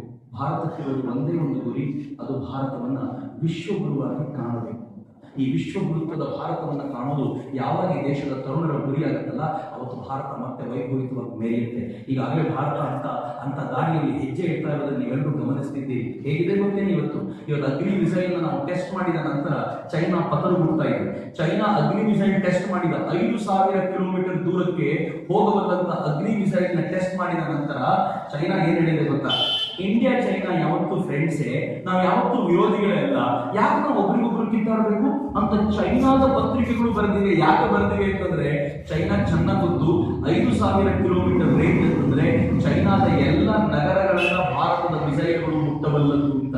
ಈ ತರದ ಪರಿಸ್ಥಿತಿ ಇದೆ ಅಂತಂದಾಗ ಭಾರತ ಎಷ್ಟು ಸ್ಟ್ರಾಂಗ್ ಆಗಿ ಬೆಳೆದಿದೆ ಅಂತ ಲೆಕ್ಕ ಹಾಕೊಳ್ಳಿ. ಇವತ್ತು ನಮ್ಮ ಗೌರವ ಹೆಂಗ್ ಬೆಳೆದಿದೆ ಅಂದ್ರೆ ಮಿತ್ರರೇ, ದಯಮಾಡಿ ಓದಿ ನೀವು. ಇವತ್ತಿನ ಭಾರತ ಹೆಂಗಿದೆ ಅಂತಂದ್ರೆ, ಇಂಡಿಯಾ NSG ಗೆ ಸೇರ್ಬೇಕಿತ್ತು, ನ್ಯೂಕ್ಲಿಯರ್ ಸಪ್ಲೈಯರ್ ಗ್ರೂಪ್ಸ್ಗೆ. ಈ ನ್ಯೂಕ್ಲಿಯರ್ ಸಪ್ಲೈಯರ್ ಗ್ರೂಪ್ಗೆ ಸೇರುವಾಗ ಒಂದು ರೂಲ್ ಇದೆ. ಆ ರೂಲ್ ಏನು ಅಂದ್ರೆ, ಈ ಗ್ರೂಪ್ ಅಲ್ಲಿ ಆಲ್ರೆಡಿ ಇರುವಂತವರು ಇನ್ನೊಂದು ಸದಸ್ಯರು ಚೈನಾ NSG ಇದೆ. NSG ಇರುವಂತ ಚೈನಾ ಭಾರತ ಬರಬಾರದು ಅಂತ ಮೊನ್ನೆವರೆಗೂ ಫೈಟ್ ಮಾಡಿ ಭಾರತವನ್ನು ಬರೋದು ಕ್ಯಾನ್ಸಲ್ ಮಾಡಿಸ್ತಾರೆ. ಆದ್ರೆ ಜಗತ್ತಿಗೆ ನಮ್ಮ ಮೇಲೆ ಇರುವಂತ ಗೌರವ ಏನು ಗೊತ್ತಾ? 50ಕ್ಕೂ ಹೆಚ್ಚು ರಾಷ್ಟ್ರಗಳು ವಾಪಸ್ಸು ಸೇರಿ NSGಗೆ ಸೇರಬಹುದಾದ ರೂಲ್ ಅನ್ನೇ ಚೇಂಜ್ ಮಾಡಿ ಆ ರೂಲ್ ನಲ್ಲಿ ಒಂದು ರಾಷ್ಟ್ರ ಮತ್ತೊಂದು ರಾಷ್ಟ್ರವನ್ನ ಅಡ್ಡಗಟ್ಟುವಂತಿಲ್ಲ ಅಂತ ಹೊಸ ರೂಲ್ ಮಾಡಿದ್ದಾರೆ. ಯಾತಕ್ಕೋಸ್ಕರ ಅಂದ್ರೆ ಭಾರತದ ಎಂಟ್ರಿ ಸುಗಮ ಆಗಬೇಕು ಅನ್ನೋ ಕಾರಣಕ್ಕೋಸ್ಕರ. ಇವತ್ತು ಭಾರತಕ್ಕಿರುವಂತ ಗೌರವ ಜಗತ್ತಿನಾದ್ಯಂತ ಹೇಗಿದೆ ಅಂತಂದ್ರೆ, ನೈಜೀರಿಯಾದ ಅಧ್ಯಕ್ಷರು ಭಾರತಕ್ಕೆ ಬಂದು ಈ ದೇಶವನ್ನು ಕೇಳ್ಕೊಳ್ತಾರೆ, ಭಯೋತ್ಪಾದನೆ ಬಿಟ್ಟು ಸಲೀಸಾಗಿ ಮಟ್ಟ ಹಾಕೊಂಡು ಕೂತಿದ್ದೀರಲ್ಲ, ನಮ್ ಒಂದು ಬೋಕೋ ಹರಾಮ್ ಸಹಿಸ್ಕೊಳ್ಳಿಕ್ ಆಗ್ತಿಲ್ಲ, ನಿಮಗೆ ಚೀನಾ ಪ್ರೇರಿತ ಪಾಕಿಸ್ತಾನವನ್ನು ಹೆಂಗ್ ಸಹಿಸ್ಕೊಂಡಿದ್ದೀರಿ, ನಮ್ಗೆ ಸ್ವಲ್ಪ ಐಡಿಯಾ ಕೊಡಿ ಅಂತ ಭಾರತವನ್ನು ಗುರುತ್ವದ ಸ್ಥಾನದಲ್ಲಿ ನಿಲ್ಸ್ಕೊಂಡು ಕೇಳ್ತಾರೆ ಅಂತಂದ್ರೆ ಈ ದೇಶದ ಪರಿಸ್ಥಿತಿ ಎಷ್ಟು ಅಖಂಡವಾಗಿ ಬೆಳೆದಿದೆ ಅಂತ ನೆನಪಿಟ್ಕೊಳ್ಳಿ. ಇದನ್ನು ತಡಿಬೇಕು ಅಂತಾನೆ ಈ ದೇಶದಲ್ಲಿ ಕೆಲವರು ಕಾಯ್ತಿದ್ದಾರೆ. ಇವತ್ತು ಬೆಳಗ್ಗೆ ಒಂದು ರಿಪೋರ್ಟ್ ಓದಿದ್ದೀನಿ ನಾನು. ಆ ರಿಪೋರ್ಟ್ ಏನಾದ್ರು ಸತ್ಯ ಅಂತ ಅನಿಸಿದ್ರೆ ಮಾತ್ರ ಇದ್ರ ಕುರಿತಂತೆ ಹಿಂದೆಯೂ ಬಹಳ ವಿಚಾರ ಆಯಿತು. ನನಗೆಲ್ಲ ಗೊತ್ತಿರಬಹುದು, ಬರ್ಖಾದತ್ ಅಂತ NDTVಯಲ್ಲಿದ್ದ ಬರ್ಖಾದತ್ತು ಕಳೆದ 2-3 ದಿನಗಳ ಹಿಂದೆ NDTVಗೆ ರಿಸೈನ್ ಮಾಡಿದ್ದು. It was almost impossible. NDTVಯಲ್ಲಿ ಪ್ರತಿ ತಿಂಗಳು ಕೋಟ್ಯಾಂತರ ರೂಪಾಯಿ ಸಂಬಳ ತಗೊಂಡಿದ್ದ ಬರ್ಖಾದತ್ತು NDTVಗೆ ರಿಸೈನ್ ಮಾಡಿ ನಾನು ಮತ್ತೊಂದು ವೆಂಚರ್ ಶುರು ಮಾಡ್ತೀನಿ ಅಂತ ಹೋಗಿದ್ದಾರೆ. ಒಂದು ಆನ್ಲೈನ್ ಮ್ಯಾಗ್ಝಿನ್ ಒಂದು ರಿಪೋರ್ಟ್ ಬಂದಿದೆ. ಎಲ್ಲ ಮ್ಯಾಗ್ಝಿನ್ ವಿಚಾರ ನಂಬಲಿಕ್ಕೆ ಸಾಧ್ಯ ಇಲ್ಲ, ಆದ್ರೆ ಬಂದಿರೋ ರಿಪೋರ್ಟ್ ನಿಮ್ಮ ಮುಂದೆ ಇಡ್ತೀನಿ, ಏನು ಗೊತ್ತಿಲ್ಲ. ಬರ್ಖಾದತ್ತು ಕಾರ್ಗಿಲ್ ಯುದ್ಧದ ಟೈಮಲ್ಲಿ ರಿಪೋರ್ಟಿಂಗ್ ಮಾಡ್ಲಿಕ್ಕೆ ಹೋಗ್ತಿದ್ದ ರಿಪೋರ್ಟರ್, ಆ ಕಾರಣಕ್ಕೋಸ್ಕರ ಫೇಮಸ್ ಆದರು. ಆದ್ರೆ ಅದಾದ್ಮೇಲೆ ಸೈನ್ಯದೇ ಒಂದು ರಿಪೋರ್ಟ್ ಬಂತು.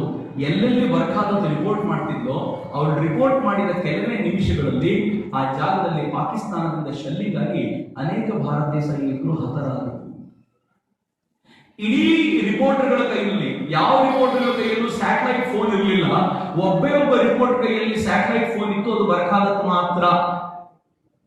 ಬರ್ಖಾದತ್ತು ಆ ಯುದ್ಧ ಭೂಮಿಯಲ್ಲಿ ತನ್ನ ಕ್ಯಾಮೆರಾಮನ್ ಜೊತೆ ತನ್ನ ಲೈಟ್ ಆನ್ ಮಾಡಿಕೊಂಡು ಮೇಲಿಂದ ಇರುವಂತಹ ವಿಮಾನಗಳಿಗೆ ಎಲ್ಲಿದ್ದಾರೆ, ಎಲ್ಲಿ ಯಾವುದು ಪೊಸಿಷನ್ ಅಂತ ತೋರಿಸಬಲ್ಲಂತ ವ್ಯವಸ್ಥೆ ಮಾಡ್ತಿದ್ದು.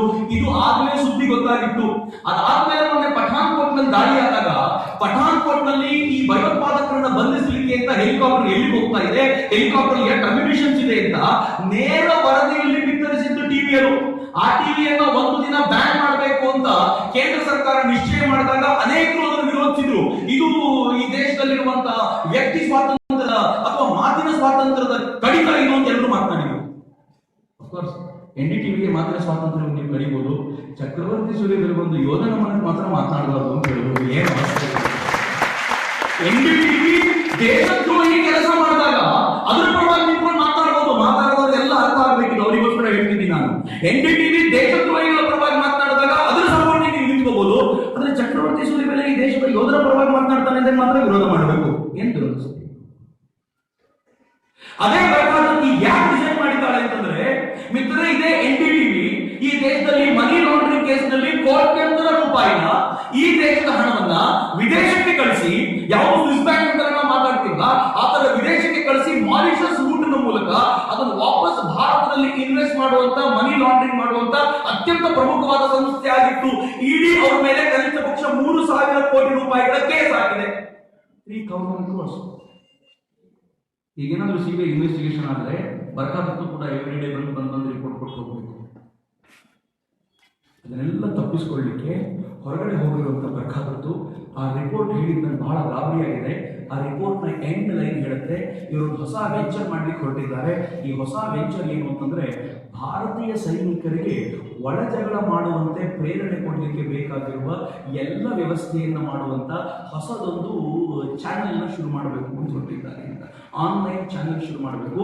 ಈ ಆನ್ಲೈನ್ ಚಾನೆಲ್ ಮೂಲಕ ಭಾರತೀಯ ಸೈನಿಕರಿಗೆ ಒಳ ಜಗಳ ಹಚ್ಚಬೇಕು. ಈ ಮೂಲಕ ಪಾಕಿಸ್ತಾನದವರಿಗೆ ನೇರ ಎಂಟ್ರಿ ಕೊಡ್ಲಿಕ್ಕೆ ಬೇಕಾದಂತ ವ್ಯವಸ್ಥೆ ಮಾಡಬೇಕು ಅಂತ. ಏನು ಕರ್ಮಾಡಿ ಇರುತ್ತಲ್ಲ, ನಂಗೆ ಇದನ್ನ ಕಂಡಾಗ ಬಹಳ ಹೊಟ್ಟೆ ಉರಿಯುತ್ತೆ. ಅಲ್ಲಿ ಭಾರತವನ್ನು ನಾಶ ಮಾಡಬೇಕು ಅಂತ ಪ್ರಯತ್ನ ಪಡ್ತಿದ್ರೆ, ಇಲ್ಲೇ ಕೆಲವು ಜನ ಕೂತ್ಕೊಂಡು ಒಳಗಿಂದ ಭಾರತವನ್ನ ನಾಶ ಮಾಡಬೇಕು ಅಂತ ಪ್ರಯತ್ನ ಪಡ್ತಾರಲ್ಲ ಮಿತ್ರರೇ, ಇವಕ್ಕೆಲ್ಲ ಸರಿಯಾದ ಉತ್ತರ ಒಂದೇ ಒಂದು, ನಾವೆಲ್ಲರೂ ಗಟ್ಟಿಯಾಗಿ ನಿಲ್ಲೋದು ಮಾತ್ರ. ಈ ದೇಶದ ಇತಿಹಾಸ 4 ಜನರಿಂದ ಕೊನೆಗಾಣಿಸುವಂಥದ್ದಲ್ಲ. 10,000 ವರ್ಷಗಳ ಈ ಇತಿಹಾಸವನ್ನ ನಾವು ಗಟ್ಟಿಯಾಗಿ ನಿಲ್ಲಿಸಬೇಕು ಅಂದ್ರೆ ಸ್ಟ್ರಾಂಗ್ ಆಗಬೇಕು. ಈ ಮನಸ್ಸನ್ನು ಎಷ್ಟು ಗಟ್ಟಿ ಮಾಡಬೇಕು ಅಂದ್ರೆ ನಮ್ಮೆಲ್ಲರ ಜೀವನವನ್ನ ರಾಷ್ಟ್ರವನ್ನು ನಡೆಸಬೇಕು. ಇವತ್ತಿನ ಎಜುಕೇಶನ್ ಸ್ಟ್ರೀಮ್ ಹೇಗಿದೆ ಗೊತ್ತೇನು? ನಾನು ಕಾಲೇಜಿಗೆ ಬಂದಾಗಲೇ ಟರ್ನ್ ಆಗಿತ್ತು. ಆದರೆ ನೀವು ನನಗಿಂತ ಹಿಂದಿನ ಪೀಳಿಗೆ ನೀವು ನೋಡಬೇಕು. ABP ಹುಡುಗರನ್ನು ಮಾತನಾಡಿಸಿ ನೋಡಬೇಕು. ಈಗಿನ ABP ಹುಡುಗರ ವ್ಯವಸ್ಥೆಯೇ ಬೇರೆ. ಆದರೆ ಇದಕ್ಕಿಂತ ಒಂದು ಪೀಳಿಗೆ ಹಿಂದಿನ ABP ಹುಡುಗರನ್ನು ಕೇಳಬೇಕು ನೀವು. ಎಷ್ಟು ಹೋರಾಟಗಳಲ್ಲಿ ಭಾಗಿಯಾಗ್ತಿದ್ವು, ಎಷ್ಟು ಗಲಾಟೆ ಇರ್ತಿದ್ವು, ನ್ಯಾಯಕ್ಕೋಸ್ಕರ ಎಷ್ಟು ಕಾದಾಟ ನಡೀತಿತ್ತು. ಆದರೆ ಪರಿಸ್ಥಿತಿ ಹೆಂಗಾಗಿದೆ ಗೊತ್ತೇನು? ಕಾಲೇಜಿನಿಂದ 4 ಹುಡುಗರು ನಾಚೆ ಬಿಡಬೇಕಾದ್ರೆ ಪ್ರಿನ್ಸಿಪಲ್ 20 ಸಲ ಯೋಚನೆ ಮಾಡ್ತಾರೆ, ಬಿಡೋ ಬೇಡ, ಬಿಟ್ರೆ ಮುಂದೇನಾಗುತ್ತೋ, ಮತ್ತೇನು ನಡೆಯುತ್ತೋ. ಈ ಎಲ್ಲ ಕಾರಣಕ್ಕೋಸ್ಕರ ಕಾಲೇಜ್ ಗೇಟ್ಗಳಿಗೆ ಬೀಗ ಹಾಕೊಂಡು ಸ್ಕೂಲ್ ನಡೆಸಬೇಕಾದ, ಕಾಲೇಜ್ ನಡೆಸಬೇಕಾದ ಪರಿಸ್ಥಿತಿ ಬಂದಿದೆ. ನೆನ್ಪಿಟ್ಕೊಳ್ಳಿ, ಹೋರಾಟ ಮಾಡಲಿಕ್ಕೆ ತಾಕತ್ತಿರೋದು ತಾರುಣ್ಯದಲ್ಲಿ ಮಾತ್ರ. ನಿಮ್ಗೇನಾದ್ರೂ 35 ವರ್ಷ ದಾಟಿ ಮದುವೆ ಆಗೋ ಒಂದು ಮಗು ಆಗ್ಬಿಟ್ರೆ ಯಾವ ಹೋರಾಟವೂ ಬೇಡ. 20 ರೂಪಾಯಿ ಲಂಚ ಕೇಳಿದ್ರೆ ಕೊಟ್ಬಿಡು, ಮುಗಿಸು, ಎದ್ವಾ ಕೆಲಸ ಮುಗಿಸ್ಕೊಂಡು ಅನ್ನುವಂತ ಮಟ್ಟಕ್ಕೆ ಬಂದಿರ್ತೀವಿ. ಈ ಎಲ್ಲ ಹೋರಾಟವನ್ನ ಕಟ್ಟಿಕೊಡಬಲ್ಲಂತ ಸಾಮರ್ಥ್ಯ ಇದೆಯಲ್ಲ, ಅದು ಈ ತಾರುಣ್ಯದಲ್ಲಿ ಮಾತ್ರ. ಈ ತಾರುಣ್ಯದಲ್ಲಿ ಇಂತಹ ಹೋರಾಟಗಳಲ್ಲಿ, ನ್ಯಾಯದ ಹೋರಾಟಗಳಲ್ಲಿ ನಾವೇನಾದ್ರೂ ಒಂದು ಹೆಜ್ಜೆ ಮುಂದಕ್ಕೆ ಇಡಲಿಲ್ಲ ಅಂತಂದ್ರೆ, ಯಾವ ಅನ್ಯಾಯದ ಮಾತುಗಳನ್ನು ಆಡ್ಕೊಂಡು ಜಗತ್ತಿನೆಲ್ಲ ಮೆರೆದುಬಿಟ್ಟಿದ್ದಾರೋ ಅವ್ರು ಮತ್ತೆ ಬೇಕಾರೆ. ನೆನ್ಪಿಟ್ಕೊಳ್ಳಿ, ಶಾರದಾ ಮಾತೆಯ ಮುಂದೆ ಪ್ರಮಾಣ ಮಾಡಿ ಹೋಗ್ಬಿಡ್ತಾರೆ. ಆದರೆ ನಾನು ತಾಯಿ ಮುಂದೆ ಪ್ರಮಾಣ ಮಾಡಲ್ಲ, ಹೃದಯಾಂತರಾಳದಲ್ಲಿ ಬೇಡಿಕೊಳ್ತೀನಿ, ಯಾರು ಅಭಿಷೇಕನ ಸಾವಿಗೆ ಕಾರಣರಾಗಿದ್ದಾರೋ ಅವರಿಗೆ ಶಾರದಾ ಮಾತೆಯೇ ಶಿಕ್ಷೆ ಕೊಡಬೇಕು ಅಂತ ಸರಿಯಾದ ನೀವೆಲ್ಲರೂ ಪ್ರಮಾಣ ಮಾಡಬಹುದು. ನೀವೆಲ್ಲರೂ ಯಾರ ಮೇಲೆ ಮತ್ತೊಬ್ಬರ ಮೇಲೆ ಕೆಸರನ್ನು ಏರ್ಸಬಹುದು. ಅದು ಯಾರೇ ಇರಲಿ ಮಾಡಿದವರು. ಹಂಗೇನಾದ್ರೂ ಆಗಿದ್ರೆ ಆ ತಾಯಿ ಶಾರದೆಗೆ ನೋಡ್ಕೋಬೇಕು, ಸರಿಯಾದ ಸೂಕ್ತ ಶಿಕ್ಷೆ ಆಕೆನೆ ಕೊಡಬೇಕು ಅಂತ ಬಿಟ್ರೆ ಮತ್ತೇನು ಕೇಳ್ಕೊಳ್ಳುವಂತ ಮಾತಕ್ಕೆ ನನಗಿಲ್ಲ. ಮಿತ್ರರೇ, ಅಭಿಷೇಕ್ ತೀರಿಕೊಂಡ, ಆದ್ರೆ ಅಭಿಷೇಕ್ನ ನೆನಪು ಕೂಡ ಆಗಲ್ಲ. ಅಭಿಷೇಕ್ ನಮ್ಗೆ ಅನೇಕ ಪಾಠವನ್ನು ಕಲಿಸಿ ಹೋದ. ಜನ ನಮ್ಮ ಮೇಲೆ ಹೇಗೆ ಗೂಬೆ ಕೂರಿಸಬಹುದು, ತಪ್ಪು ಮಾಡದೇವು ಹೇಗೆ ನಮ್ಮನ್ನ ಶಿಕ್ಷೆಗೆ ಗುರಿಪಡಿಸಬಹುದು ಅನ್ನುವಂತ ಎಲ್ಲ ಪಾಠವನ್ನು ಅಭಿಷೇಕ್ ಕಲಿಸಿ ಹೋದ. ಈ ಪಾಠ ಮುಂದಿನ ಹೆಜ್ಜೆ ಇಡಬೇಕಾದಾಗ ನಮ್ಗೆ ಎಚ್ಚರಿಕೆಯ ಪಾಠ ಆಗಿರಬೇಕು. ಎಚ್ಚರಿಕೆಯಿಂದ ಅದನ್ನು ಎದುರಿಸುವುದನ್ನು ಕಲಿಬೇಕು ಅನ್ನೋದಕ್ಕೆ ಅವನೊಂದು ಪಾಠ ಕಲಿಸಿಕೊಟ್ಟ. ಎರಡನೇದು, ಅಭಿಷೇಕ್ ಯಾವತ್ತೂ ಹೆದರಬಾರದು ಅನ್ನೋದಕ್ಕೆ ನಮ್ಮೊಂದು ಪಾಠವಾಗ್ಬಿಟ್ಟ. ಈ ಸಣ್ಣ ಪುಟ್ಟ ವಿಚಾರಗಳಿಗೆ ಹೆದರದೆ ನಾವು ಬಲವಾಗಿ ನಿಲ್ಲಬೇಕು ಅನ್ನೋದಕ್ಕೆ ಆ ಹುಡುಗ ಒಂದು ಪಾಠ ಆಗ್ಬಿಟ್ಟ. ನಾನು ದೇವರಲ್ಲಿ ತುಂಬ ಭಕ್ತಿಯಿಂದ ಪ್ರಾರ್ಥಿಸ್ಕೊಳ್ತೀನಿ. ಆ ತಂದೆ ತಾಯಿ, ನಾನು ಇವತ್ತು ಹೋಗಿ ಬಂದೆ, ಆ ತಂದೆ ತಾಯಿಗೆ ಒಬ್ಬನೇ ಗಂಡು ಮಗ, ಒಬ್ಬಳೇ ಹೆಣ್ಣು ಮಗ. ಗಂಡು ಮಗುವಿನ ಯಾರ ಮಕ್ಕಳು ಸತ್ರು ತುಂಬ ಸಂಕಟ. ಅದರಲ್ಲೂ ಪುತ್ರ ಶೋಕಂ ನಿರಂತರಂ ಅಂತ ಹೇಳ್ತಾರೆ. ಅದು ಜೀವನ ಪರ್ಯಂತ ಇರುವಂತ ಶೋಕ. ಒಬ್ಬನೇ ಒಬ್ಬ ಮಗ ಇದ್ರೆ ಅದು ಬೇರೆ ತರ, 2-3 ಮಕ್ಕಳಿದ್ರೆ ಬೇರೆ ತರ. ಒಬ್ಬನೇ ಮಗನನ್ನ ಕಳ್ಕೊಂಡಿದ್ದಂತೂ ಆ ತಾಯಿಗೆ ಭರಿಸಲಾಗದ ದುಃಖ ಅನುಮಾನವೇ ಇಲ್ಲ. ತಂದೆ ಕೂಡ ಆ ದುಃಖವನ್ನು ಮಡುಗಟ್ಟಾಗಿ ಇಟ್ಕೊಂಡಿರ್ತಾರೆ, ಹೊರಗಡೆ ತೋರಿಸ್ಕೊಳ್ಳಿಕ್ಕಾಗದೆ ಒದ್ದಾಡ್ತಿರ್ತಾರೆ. ದೇವರನ್ನು ಕೇಳ್ಕೊಳ್ತೀನಿ ಅವರಿಗೆ ಶಕ್ತಿ ತುಂಬಲಿ, ಮತ್ತು ಸಮಾಜವನ್ನು ಕೇಳ್ಕೊಳ್ತೀನಿ ಅವರ ದುಃಖಕ್ಕೆ ಭಾಗಿಯಾಗಿ ನಿಲ್ಲಬೇಕು ಅಂತ. ತೀರ್ಕೊಂಡ ಕೆಲವು ದಿನಗಳ ಕಾಲ ನಮ್ಗೆಲ್ರಿಗೂ ಮನಸ್ಸು ತುಡಿತಾ ಇರುತ್ತೆ, ಅದು ಇದು ಅಂತ ಹೇಳಿ. ಆದರೆ ಕೆಲವು ದಿನಕ್ಕೋಸ್ಕರ ನಿಲ್ಲಿಸಬೇಡಿ. ಯಾವುದೇ ಲಾಭ ಇಲ್ಲದೆ ಅತ್ಯಂತ ಪ್ರೀತಿಯಿಂದ ಆ ಮನೆಯವ್ರ ಜೊತೆ ಒಂದಾಗುವಂಥ ಒಂದು ಭಾವವನ್ನು ನೀವೆಲ್ಲರೂ ಇಟ್ಕೊಳ್ಳಿಕ್ಕೆ ಸಾಧ್ಯ ಆದರೆ ಆ ಮನೆ ಬಹಳ ಬೇಗ ಈ ದುಃಖವನ್ನು ತುಂಬಿಕೊಳ್ಳಬಲ್ಲದು ಅಂತ ಅಷ್ಟೇ ನನಗನ್ಸುತ್ತೆ. ನಾನಂತೂ ಆ ಮನೆಯ ದುಃಖದೊಂದಿಗೆ ಸದಾ ಇರ್ತೀನಿ ಅನ್ನುವಂಥ ಪ್ರೀತಿಯಿಂದ ಅವರಿಗೆ ಹೇಳಬಲ್ಲೆ. ಇದಕ್ಕಿಂತ ಹೆಚ್ಚಿನದಿಂದ ಏನು ಹೇಳಲಿಕ್ಕೆ ಸಾಧ್ಯ ಇಲ್ಲ. ಆದರೆ ನಾನು ಇಡೀ ಶೃಂಗೇರಿಯ ಜನತೆಯನ್ನು ಕೇಳ್ಕೊಳ್ತೀನಿ, ಅಭಿಷೇಕ್ನ ಮನೆಯೊಂದಿಗೆ ಶೃಂಗೇರಿ ಇರಬೇಕು, ನಿರಂತರವಾಗಿ ಇದು ನಡಿಬೇಕು, ಇರಬೇಕು. ಅವ್ರ ತಂದೆ ತಾಯಿಗಳಿಗೆ ಆ ದುಃಖವನ್ನು ಮರೆಯುವಂಥ ಶಕ್ತಿಯನ್ನು ತರುಣ ಪೀಳಿಗೆ ಮಾತ್ರ ಕೊಡಲಿಕ್ಕೆ ಸಾಧ್ಯ. ಆ ತರುಣ ಪೀಳಿಗೆ ಇದನ್ನು ಕೊಡಬೇಕು ಅಂತ ಅತ್ಯಂತ ಕಳಕಳಿಯಿಂದ ಪ್ರಾರ್ಥಿಸ್ಕೊಳ್ತಾ, ಈ ರಾಷ್ಟ್ರವನ್ನು ಕಟ್ಟಲಿಕ್ಕೆ ನಾವು ನಮ್ಮ ಮನಸ್ಸುಗಳನ್ನು ಗಟ್ಟಿ ಮಾಡಿಕೊಳ್ಳೋಣ, ದೇಹವನ್ನು ಬಲಿಷ್ಠಗೊಳಿಸಿಕೊಳ್ಳೋಣ, ಒಂದು ಶ್ರೇಷ್ಠ ರಾಷ್ಟ್ರ ಕಟ್ಟೋಣ. ದಾರಿಯುದ್ದಕ್ಕೂ ಬರುವಂಥ ಎಲ್ಲ ಸವಾಲುಗಳನ್ನು ಎದುರಿಸ್ತಾ ನಡೆಯೋಣ. ಕೈಯಲ್ಲಿ ಆಂಜನೇಯನಿಗೆ ಕೈಯಲ್ಲಿ ಗದೆ ತೋರಿಸಿರೋದು ಯಾಕೆ ಗೊತ್ತೇನೋ? ಗದೆ ಬೀಸ್ತಾ ಹೋಗ್ಬೇಕು. ಯಾವ ಮನೆಯವನು ಎದುರಿಗೆ ಬರ್ತಾನೋ ಹಾರ್ಕೊಂಡು ಚೂರಾಗಿ ಹೋಗ್ತಾ ಇರಲಿ, ನಮ್ಮ ಕೈಯಲ್ಲಿ ಮಾತ್ರ ಗದೆ ಬಲಾಢ್ಯವಾಗಿರಲಿ ಅಂತ. ಈ ಬಲಾಢ್ಯವಾದ ಗದೆ ಯಾವುದು ಗೊತ್ತೇನು? ನನ್ನ ಮನಸ್ಸೇ ಬಲಾಢ್ಯವಾದ ಗದೆ. ಯಾವಾಗ ಬಲಾಢ್ಯವಾದ ಮನಸ್ಸು ಕೈನಲ್ಲಿದೆ ಅಂತ ಅನಿಸುತ್ತೋ ಆವಾಗ ಎದುರಿಗೆ ಬರುವಂಥ ಯಾವ ಸವಾಲುಗಳನ್ನು ಎದುರಿಸಬಲ್ಲೆವು ಅಂತ ಸವಾಲುಗಳನ್ನು ಸ್ವೀಕಾರ ಮಾಡೋಣ. ನನಗೆ ಕೆಲವು ಮಿತ್ರರಿದ್ದಾರೆ, ನಮ್ಮ ನಿತ್ಯಾನಂದ ವಿವೇಕವಂಶಿ ಸೇರಿದಂತೆ ಅನೇಕರು.